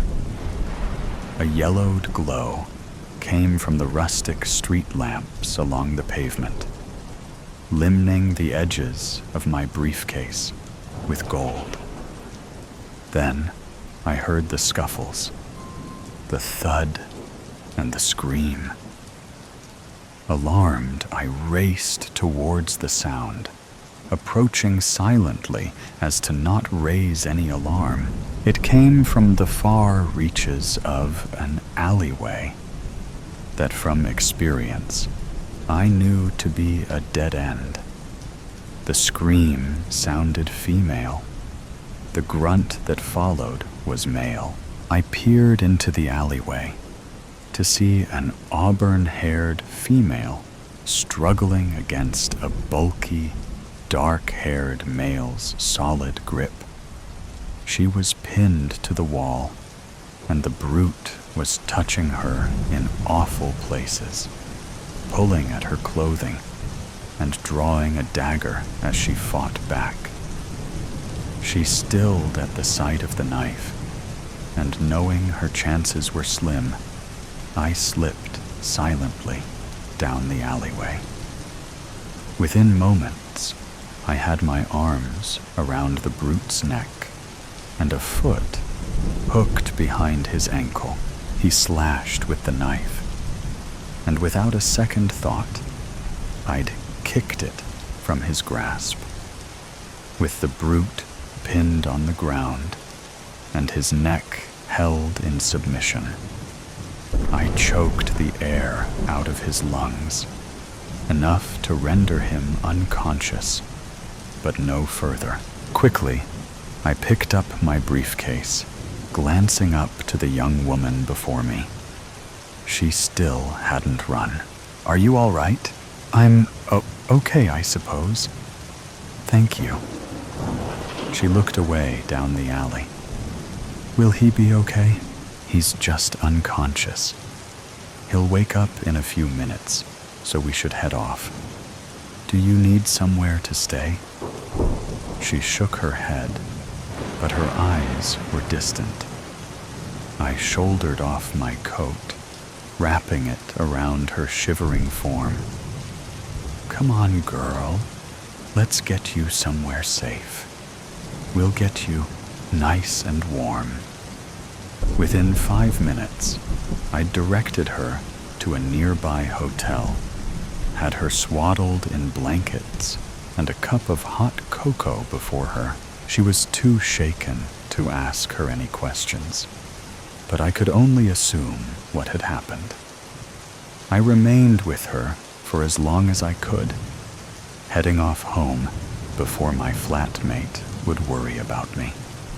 As I stood to leave, I retrieved a business card from my briefcase. "If you need anything, hun, just give me a call. I'm happy to help anytime you need it." I slipped it onto the table in front of her and quietly let myself out. The card on the table before her read DCS. Miss Noella Anderson, Anari Ferrales, Detective Agency, PH 0427738813, email noella@afta.org. Peeking my head into Skorlik, Kuhn, and Otto Schuster's office, it comes as no surprise that Otto is playing video games, and Skorlik is sitting on the windowsill reading a book. "New case, fellas. Briefing in my office in 10. An acknowledging grunt from Shorlick. "But I'm in the middle of the boss level, Noella. If you make me go now, I'll lose all my progress." Otto whines. "Suck it up, Otto. I've given you 10 minutes. That's enough. You shouldn't be playing video games anyway. You know that." He whines again, and I leave them to their activities, returning to my office. 10 minutes later, Skorlik enters my office, dragging a sullen Otto behind him by the wrist. We discuss the case, examining the details given and the evidence provided, both photographed and in hard copy. Skorlik and I figure out a plan forward, while Otto sulks. He'll confirm the DNA sample, while I trace emails and calls to Enya. Then we'll interview neighbors and retrieve security footage, then assemble the evidence and incriminate the offender. What did you find? I ask my co-workers. DNA specimen confirmed, Skorlik says curtly. Insights, Mr. Kuhn. There were a few sets of DNA on the letter, including Ennia's own, but I narrowed down the suspect list to 2 brothers, Avery and Scott Lancaster, and another man called Jeremiah Hayes. They're the ones that fit Miss Brown's description. Mr. Hayes is suspected to be a friend of the 2 brothers. He could be involved with the case. Skorlik Kuhn sights back at his chair and glances at Otto Schuster, the other detective on my team for this case. Anything new, Mr. Schuster? Quit the formalities, please. Nothing new, but I have a question. Skorlik, were both brothers' DNA on the letter? Indeterminate. Why? Unconfirmed. Well, I personally think the brothers are twins. Just saying. Any evidence, Otto? No? Search the database, though. I get the feeling they are. I search the database, and sure enough, they're twins. Paternal twins at that. Huh, look at that. Otto was right. They're identical twins, which explains why it's determinate. They have the same DNA. Skorlik nods, and Otto grins smugly. Well, fellas, guess we have our list of suspects. I traced the anonymous threat emails and calls to Miss Brown, to Avery Lancaster's house, and areas that he's reportedly visited. Oh, and it's not listed in the case. But after she was cornered in the lane, the ID card was found on the unconscious man, and it said, Avery P. Lancaster, precisely the person all our other evidence has pointed to. Other evidence, such as him being one of Ennia's ex-boyfriends, and being one of Ennia's suggestions of the suspect. That Avery guy must be some sort of creep, considering the things on that file, Otto commented. I wonder what his middle name is. Peter? More like P for psychopath, I mumble under my breath. Psychopath starts with S idiot, Otto says, turning to Skorlik. He puts his hands up, trying to tell Otto it wasn't him, but Otto gives him a skeptical look. Dumbass, it starts with P.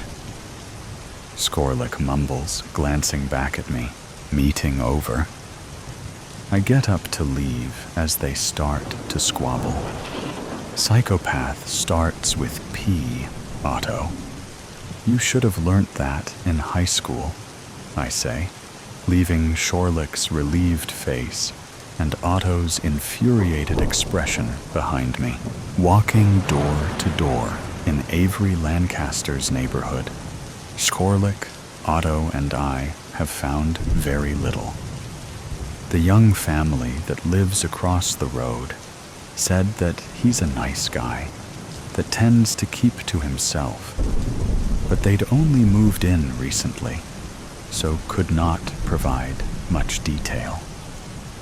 The lesbian couple and the old man living either side didn't know anything of interest. Overall, there wasn't too much evidence that they could provide, but they agreed to let us view their security feeds that had a view of his house. That only leaves interviewing Avery himself. Knock, knock.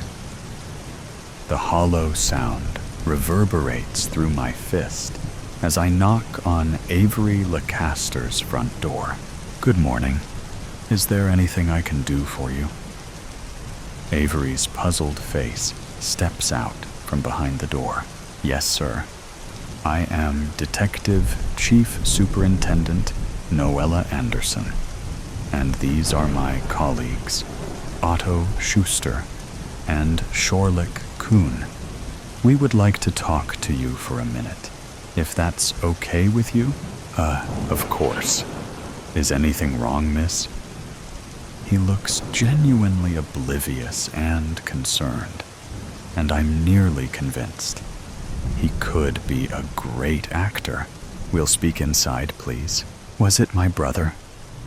I told him that rock adventure was a bad idea. I raise a brow. Your brother is fine. If we may? He lets us in, leading us through impeccably neat rooms and into the dining room. It's business time. Do you know why we're here, Mr. Lancaster? If it's not my brother being a doofus, then no, I don't. Should I know? Perhaps. We are here to ask you a few questions about Enya Brown. Brief pain flickers through his expression. Is Enya okay? He says, barely a whisper. Considering what's been happening in her life lately, she is doing rather well. You wouldn't happen to know anything about her recent activity, would you? No, I don't. I haven't spoken to her since we broke up, and I haven't seen her since. Interesting. Did you know that she's filed a case for stalking and attempted murder with the AFDA? What? You are the prime suspect, and all the evidence leads to you. So if you could tell us the truth, that would be greatly appreciated. He nods. Now tell me again, when did you last see her? About 2 years ago. We went out with a few friends, but I didn't really talk to her. It was still awkward from the breakup. Right. Was anything of notice said? Scott said she was hot. Enya ignored me most of the evening. But no, nothing of notice. Now why did you and Enya break up? She was going to study overseas, and my grandmother had just died, so the timing wasn't great for either of us. It pained us both greatly, but we knew it was the best for both of us. Neither of us have been in a relationship since, at least as far as I'm aware. Would you be jealous if another guy showed interest in her? No? I would respect Enya's decision to move on. She deserves to enjoy her life. Oh, come on, Otto bursts out. Quit the sappiness. If you haven't seen her in 2 years, then explain why 1 year ago she was attacked in a dark alley by a man fitting your description, wielding a knife. A man, I might add, that had an ID card with the name Avery Lancaster on it, or why your name was encoded into a death threat letter to Enya, Shorlick adds, and why the threatening calls and emails were traced back to your very house. Avery gets paler and paler with every question, as if realizing that he has no way out, realizing that he didn't hide his tracks well enough, and he was caught. I don't understand what you mean. You hear what we said, Mr. Lancaster.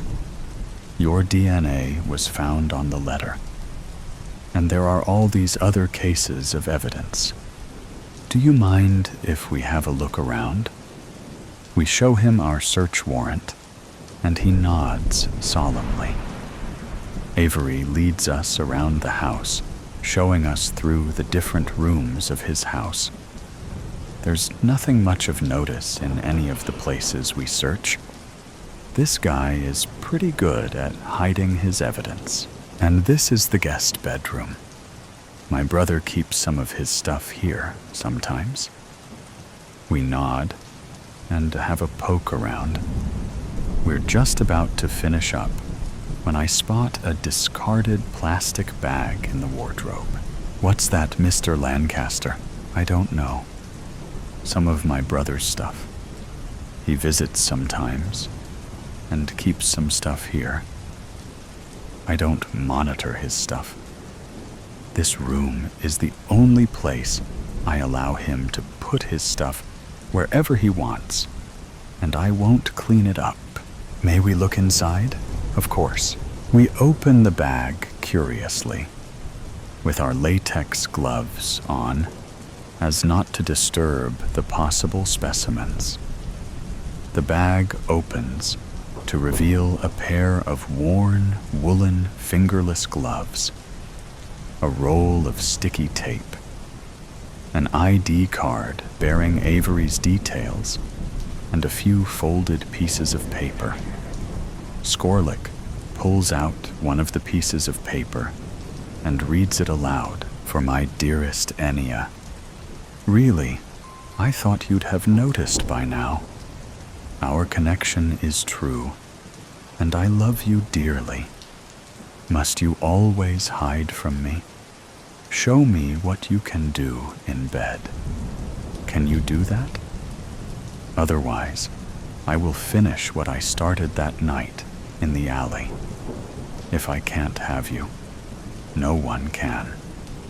Terror upon you, shall you not oblige? Take what you want from me, but I will always prevail. Do not fail me. Love from your dearest. I miss you. Dark, much? But that sounds an awful lot like a jealous lover's letter. Did you write this, Mr. Lancaster?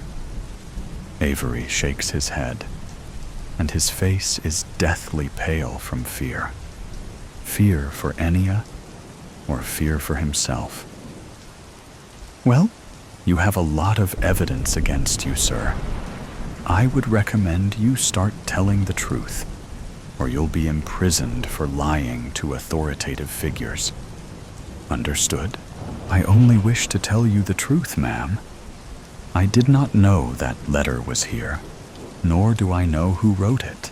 May we take it for evidence? Of course, ma'am. And with that, Otto, Skorlik, and I take our leave, sealing the evidence in decontaminated specimen bags and leaving Avery's ashen face behind. So, what do you think of our adventure today? Avery's house sure was suspicious. Yeah, I think we have enough evidence now, Otto adds. I think Avery is innocent, Skorlik murmurs under his breath. I cut my glare across the table to him. What? Did I hear that correctly? Otto shrugs. You do understand, Skorlik, that every single piece of evidence we have points to Avery Lancaster. But maybe that's what the criminal wants us to think. Everything points to Avery. But if he truly did it, there would be some degree of a cover-up. This is all in the open. It's too easy. Mr. Lancaster's DNA is on every specimen. His pining for a lost love threaded through threat letters, class, and emails, all traced to his house, a house his brother visits often. Think, Noella, think. Are you saying it was Avery's brother, Scott, that is doing this? What would be his motive, though? It makes no sense, Skorlik. It's obvious. It was Avery. Check the cams for the night of the alley attack. I pull up the feeds from various residents' security cameras and go back to the date of the attack. We watch as a car pulls up in front of Avery's house, and Avery gets out, knocking on the front door. Must be Scott, I conclude, and sure enough, a second Avery greets him at the door. They go inside, and about an hour later, one of the Lancaster twins comes out holding a plastic bag, and there's a lump under his hoodie near his hip. The knife he pulled on Enya. Turning up the audio, we hear a voice yell from inside the house. "Can you get me milk while you're at the supermarket? Thanks. See ya, Scott." Scott comes outside and gets into one of the cars that had been parked outside before he'd arrived, presumably Avery's, and drives off. Why didn't he take his own? We skip ahead to the dates of the emails and calls from Avery's house, and Scott had visited on every single one of them. Didn't Avery mention something about Scott having the hots for Enya? And he seemed pretty concerned for her, Otto suggests. But Skorlik and I's attention is elsewhere. The letter. The realization dawns on both of us, and as I peer over his shoulder, I notice something I hadn't when he'd read it out. Each sentence is on a new line, and the first letter of every sentence forms another message. From Scott L. My face slackens with the realization. Do you see it, Skorlik? He nods solemnly. It all makes sense. Their DNA is the same. Being twins, Scott tried to avert the attention from him, turning it on his identical twin. But ultimately, his diversions failed. He's been found out. Otto. It was Scott. The letters and the ID card prove it. It was Scott, I murmur. So it was actually Scott C. Lancaster, the evil side to his angelic brother Avery, Otto says, in an exaggerated, scheming voice. Seems to me like his initial was a foretelling. C for criminal. He smirks, and we all burst out laughing, the relief enveloping me that Enya would finally be safe and that we'd done it. The Rolodex robbery. Last week, tragedy struck, and my home was broken into. I came home exhausted from work one day to see the glass in my door shattered, cupboards ajar, papers strewn about the floor. Naturally, I sprinted back outside and immediately called the police as my heart was attempting to shatter my ribs. Thankfully, the police showed up fairly quickly and cleared the house. Whoever broke in was long gone. The one hand. I was relieved, because if I had walked fully in and they were still there, who knows what could have happened. On the other hand, I had no idea who did this, and now it would require an investigation. Once the crime scene investigators cleared the house for me to enter, I took a quick inventory of what was missing. TV? Still there. Jewelry? Here. Computer. It's been accessed, but nothing was added or deleted. Any major items of worth were still there, but I still had one more place to look. I went into my kitchen and checked the false bottom in the cupboard underneath my sink. My heart splattered into the floor when I saw that the safe that I normally kept there was missing. There was a giant, gaping hole in the dust where my super secure safe used to be. "Officers! Officers!" I cried. "I know what's missing. I know what they were after." One of them flipped to a new page in her notebook. "Okay? What is it?" "My family's secret recipes. They were all in a Rolodex that I kept in a triple-locked safe that was hidden underneath a cupboard." The two police officers shared a look. "Recipes? That's what all this is about?" I took a breath. "Yes, I know how it sounds. You need to understand that my family has been the top champion in every local, regional, and state bake-off for the last 10 years. I come from a very long line of exceptional bakers, and I'm willing to bet that if it came down to it, someone would kill for these recipes."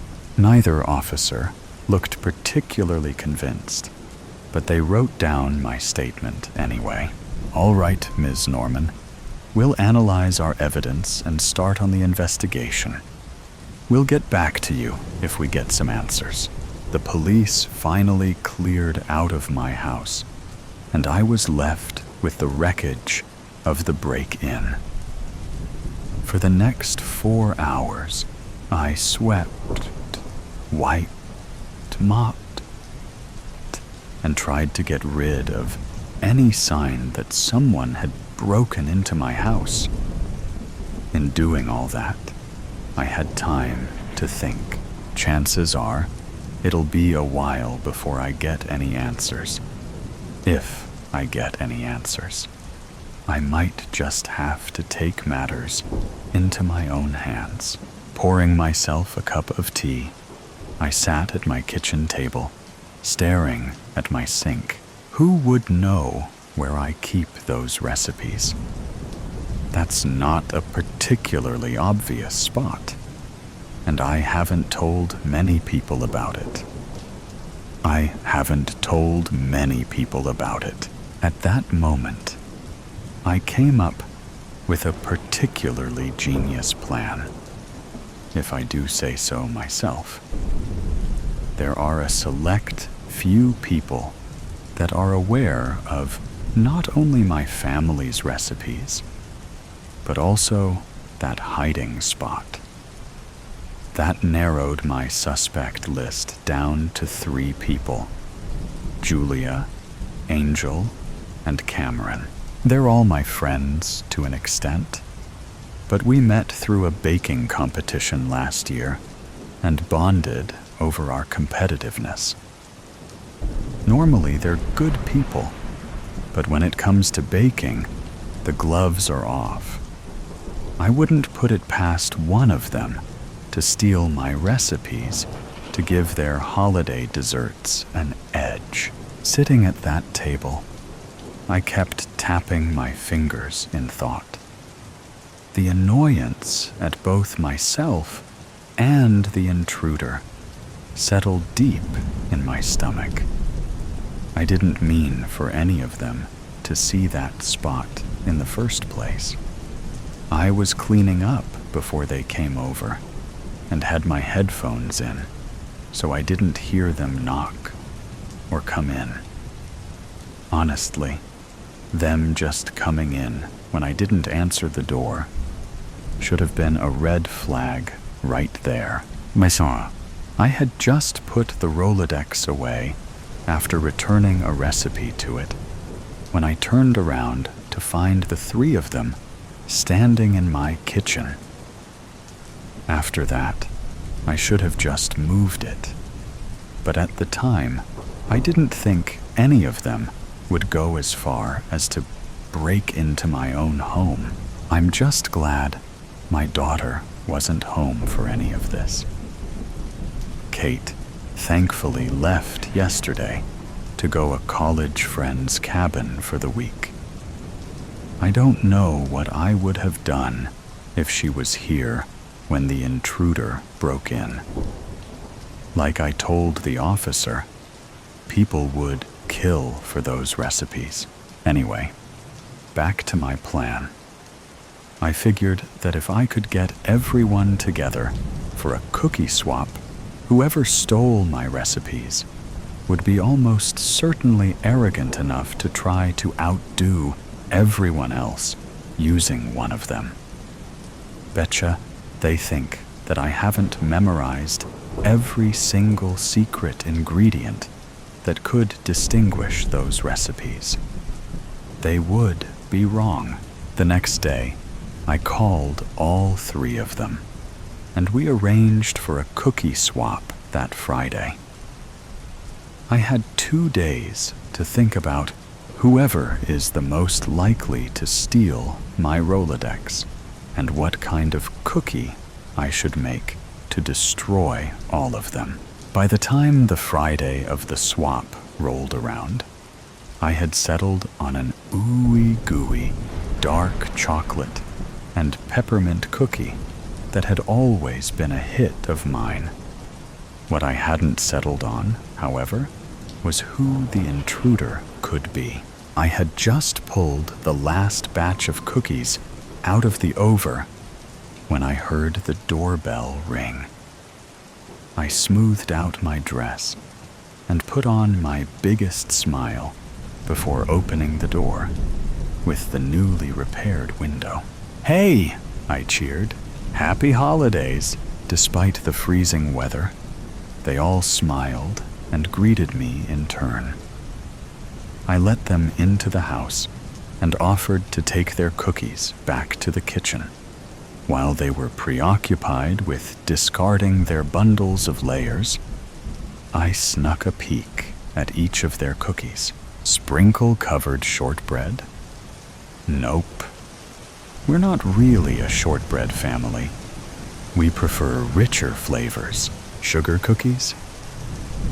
Like every family, we do have a classic sugar cookie recipe, but I can't be sure if this is it until I try it. Red velvet cookie with vanilla buttercream frosting? Now that sounds familiar. Unfortunately, I'm going to have to try this one too to confirm. I grabbed the wine glasses and tucked the bottle under my arm to join my guests in the living room. For the first few minutes, we just chatted about small nothings. The weather, the traffic, how good the wine was, blah, blah, blah. So, Grace, what's new? Anything exciting happen recently?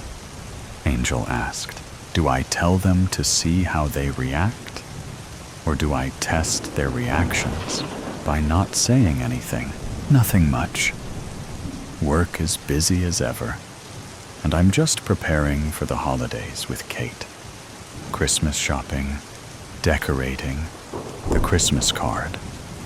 You know, the works, I tried to say, as casually as possible. Julia nodded along sympathetically. I feel ya. Between trying to get presents and wrap presents and fighting with the in-laws, who are staying with us right now, by the way, without asking first, I'm absolutely swamped. She sounds a little too busy to be breaking into my house. Congrats, Julia. You're at the bottom of the list. And you, Cameron? What's going on in your life? He took a sip of wine. A much calmer holiday season than you guys, apparently. Jason and I are having a pretty quiet Christmas this year. And unlike you all, I'm not 60 and don't send out Christmas cards. We knew he meant well, but we jokingly acted insulted regardless. Well, you should. What else is your mother going to cry over when you don't return for Christmas? Angel said. Probably the margarita that she'll be sipping on the cruise that she and Dad booked for the holidays, he retorted. I chuckled at that. It didn't, however, change the fact that he had plenty of time to break in to my home. "Angel, you're up," I said. "Work, study, sleep, repeat." She groaned. "Nursing school is kicking my butt." Why did I think this was a good idea? Because you want to further your career? And one day, get the big bucks, Julia supplied. Angel groaned again and threw her head back. But at what cost? The longer we all chatted, the more disappointed I knew I was going to be when I found out who broke in. I keep forgetting how much I like these guys. I decided to rip the bandage off. All right. Now for the main event. "The cookies," I announced. I grabbed the cookies and returned them to their respective owners. "I'd like to go first," Julia provided, holding open her container of shortbreads. We all reached in and grabbed one. I put it up to my lips and took a bite. Crumbly, but not too dry. Sweet, but not overbearing. Still lacks a bit of flavor. Overall, for a shortbread, that's not too bad. Next up was Angel. We each took a frosted sugar cookie. Elegant design with the decorating. Not too dense, still flavorful, and no secret ingredient. Guess she's off the hook. Finally, it was Cameron's turn. I carefully took a nibble of the red velvet cookie, and right away, I could tell something was off. Well, this doesn't taste right, and the secret ingredient certainly isn't in here. Jason's on a bit of a vegan kick right now. Personally, not a fan, but I still thought I'd give vegan red velvet cookies a shot, he explained. I swallowed the cookie down. The things we do for love. As everyone took one of my cookies, I took a moment to think. No one had any of the secret ingredient or used one of my family's recipes. So, either they're not as cocky as I thought, or they didn't do it. As everyone finished their assessments of my treat, I prepared my next move. Actually, when I said not much was happening, that was a lie. A few days ago, my house got broken into. My family's Rolodex of recipes was stolen. I glanced over their faces. Dang it. Nothing but pity or shock. I'm so sorry. That sucks. That's awful. Are you okay? Thank you, but I'm fine. Wait. Why are you telling us this now? Cameron asked, suspicious. Well? All of a sudden, my phone started ringing. One moment, I stepped away into the kitchen. Kate, sweetie, what's up? Everything all right? I asked. Yeah, Mom. I just had a quick question. How much flour goes into the sugar cookie recipe? That was not what I was expecting her to ask. What? How much flour is in the sugar cookie recipe? I can't read Grandma's handwriting for this part. I took a breath. Honey, do you have all the recipes? Yeah. Sorry.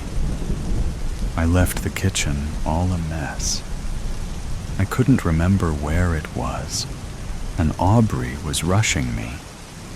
And I promised everyone that we would make our special sugar cookies. I left it all in the note on the door.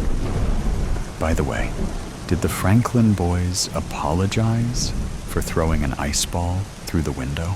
All the pieces were coming together.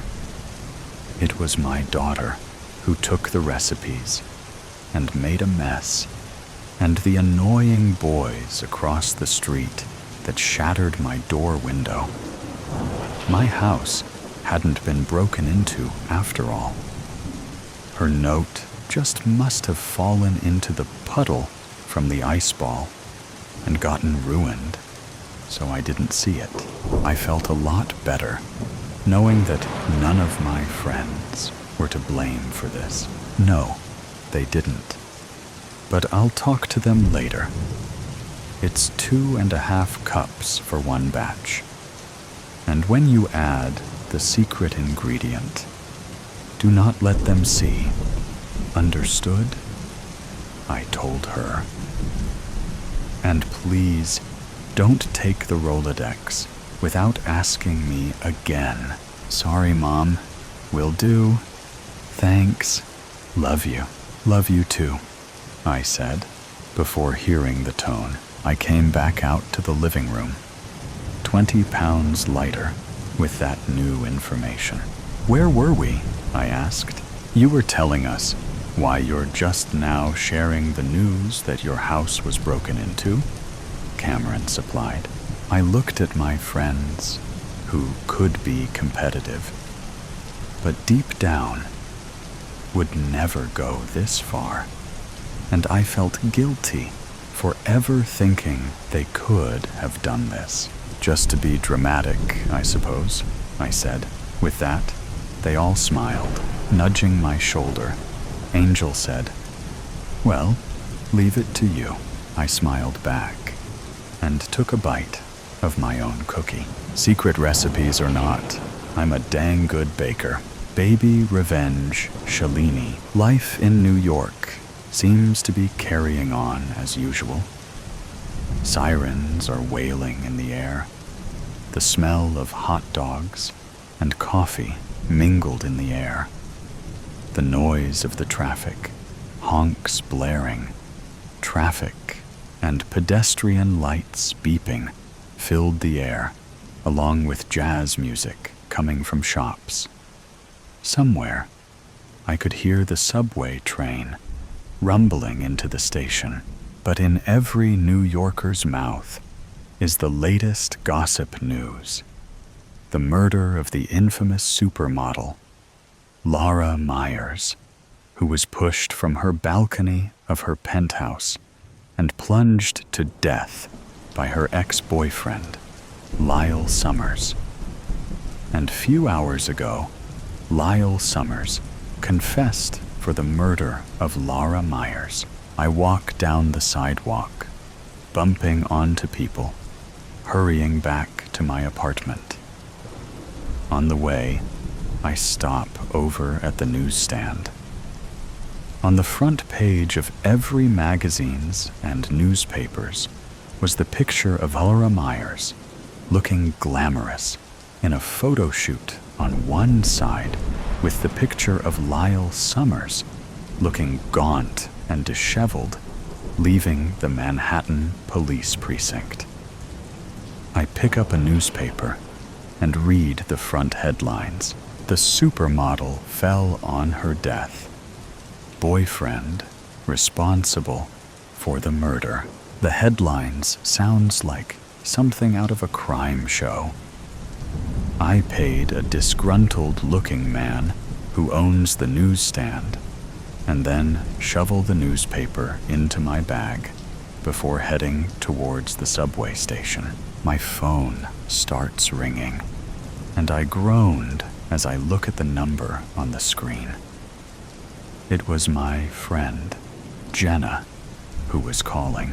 "Hey, Jen, I answered, but Jenna broke in. "Shalini, have you heard the news?" Jenna shrieked. "Laura is murdered."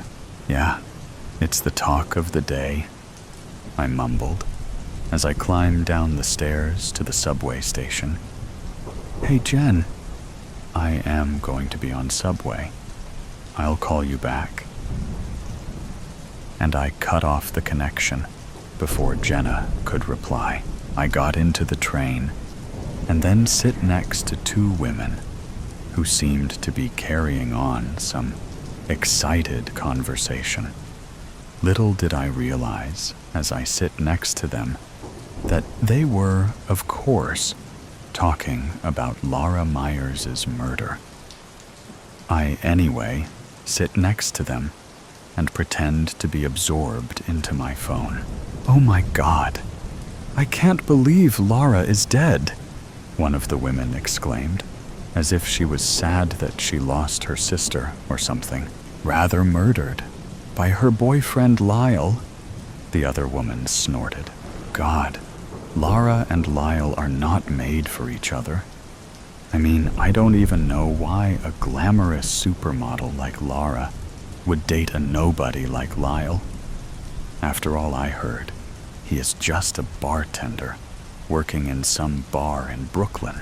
Did you hear the latest grapevine? Apparently, Laura was having an affair with Joshua Schoenberg. The Joshua Schoenberg? Like the Senator Schoenberg's nephew? The one who looks so handsome, like a movie star? Like Ian Somerhalder? Yeah, that one. Lyle was jealous and upset, and that's why he ended up killing Laura. The woman shakes her head like she is disgusted. About a month ago, at a fashion show, Laura and Lyle got into a heated argument that the security had called in to escort Lyle out. Well, finally, Laura decided to move with someone of her league, the woman replied. Joshua and Laura would make perfect couple. Rather than her and that bartender, I didn't realize that I was gripping my phone so hard that my knuckles were turning white. I had to prevent myself from lashing out at them, but they don't know who I am. To them, I am just a working woman on my way home after a busy day at work. Thankfully, I got off from the train and walked quickly towards my apartment, leaving behind the noise and into a somewhat calm and quiet neighborhood. I fumble with my apartment keys and quickly enter into my room, closing the door behind me. I dump my bag on the sofa and then sit heavily on the sofa and start sobbing. I then wipe my eyes with my hands and then get up, breathing deeply. Slowly, I dialed a number. After about a few rings, she picked it up. "Mama!" I started sobbing into the phone. Cha. A few days before, I look at the pregnancy test and see the 2 lines on the stick. I am pregnant with Joshua Schoenberg's child. Should I feel joyous? I should, but lately I didn't. Joshua was not like the man I used to love. He told me that it was embarrassing to introduce me to his family because I am not white. I am a Sri Lankan. Then why did you date me? I have yelled at him. To my anger, Joshua simply shrugged. Because I enjoyed dating you, he replied with a smirk on his face. And gradually, I realized that he was having an affair, not just with an ordinary woman but with a glamorous supermodel named Laura Myers. He had taken her to places where he would never take me, and had even introduced Laura to his sister, Margot. Tears streamed down on my cheeks as I realize that he doesn't love me the way he does with Laura Myers. Racism is involved in this. I thought Joshua didn't have any racism in him, considering he was half Jewish through his father, whose family emigrated from Europe. But Joshua was too embarrassed to introduce me even to his family, because I was not white. Nonetheless, I decided to call Joshua and tell him the news. With shaking hands, I dial his number. After about 5 minutes, he answered the phone. "What now, Shalini?" he answered gruffly.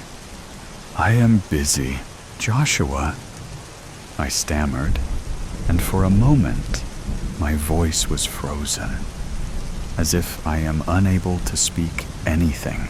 "Shalini, I don't have time. I thought I gave you money." His tone was impatient. "I am pregnant," I blurted out loudly. There was annoyance on the other end, and for a moment, I thought Joshua had ended the connection. But I heard his raspy outtake of breath. "Pregnant? What? I thought I made it clear," he began. "Please, Joshua, please don't tell me to abort the baby," I pleaded. "The baby can bring us back to—" "Shalini, I don't want a family with you. I have already chosen someone to spend life with," he said gruffly. "Do what you want with the baby. I don't care." And the line went dead. I stared at the phone. "Do what you want with the baby. I don't care." Those words felt like sharp, icy words in my heart. Joshua Schoenberg is heartless and a complete different person from the one I used to love. And then I made a decision. I pick up my bag and set off to find Laura Myers. I am going to ask her to leave Joshua Schoenberg alone, because I will do anything to keep my baby and make Joshua responsible for the baby. After all, he is the father.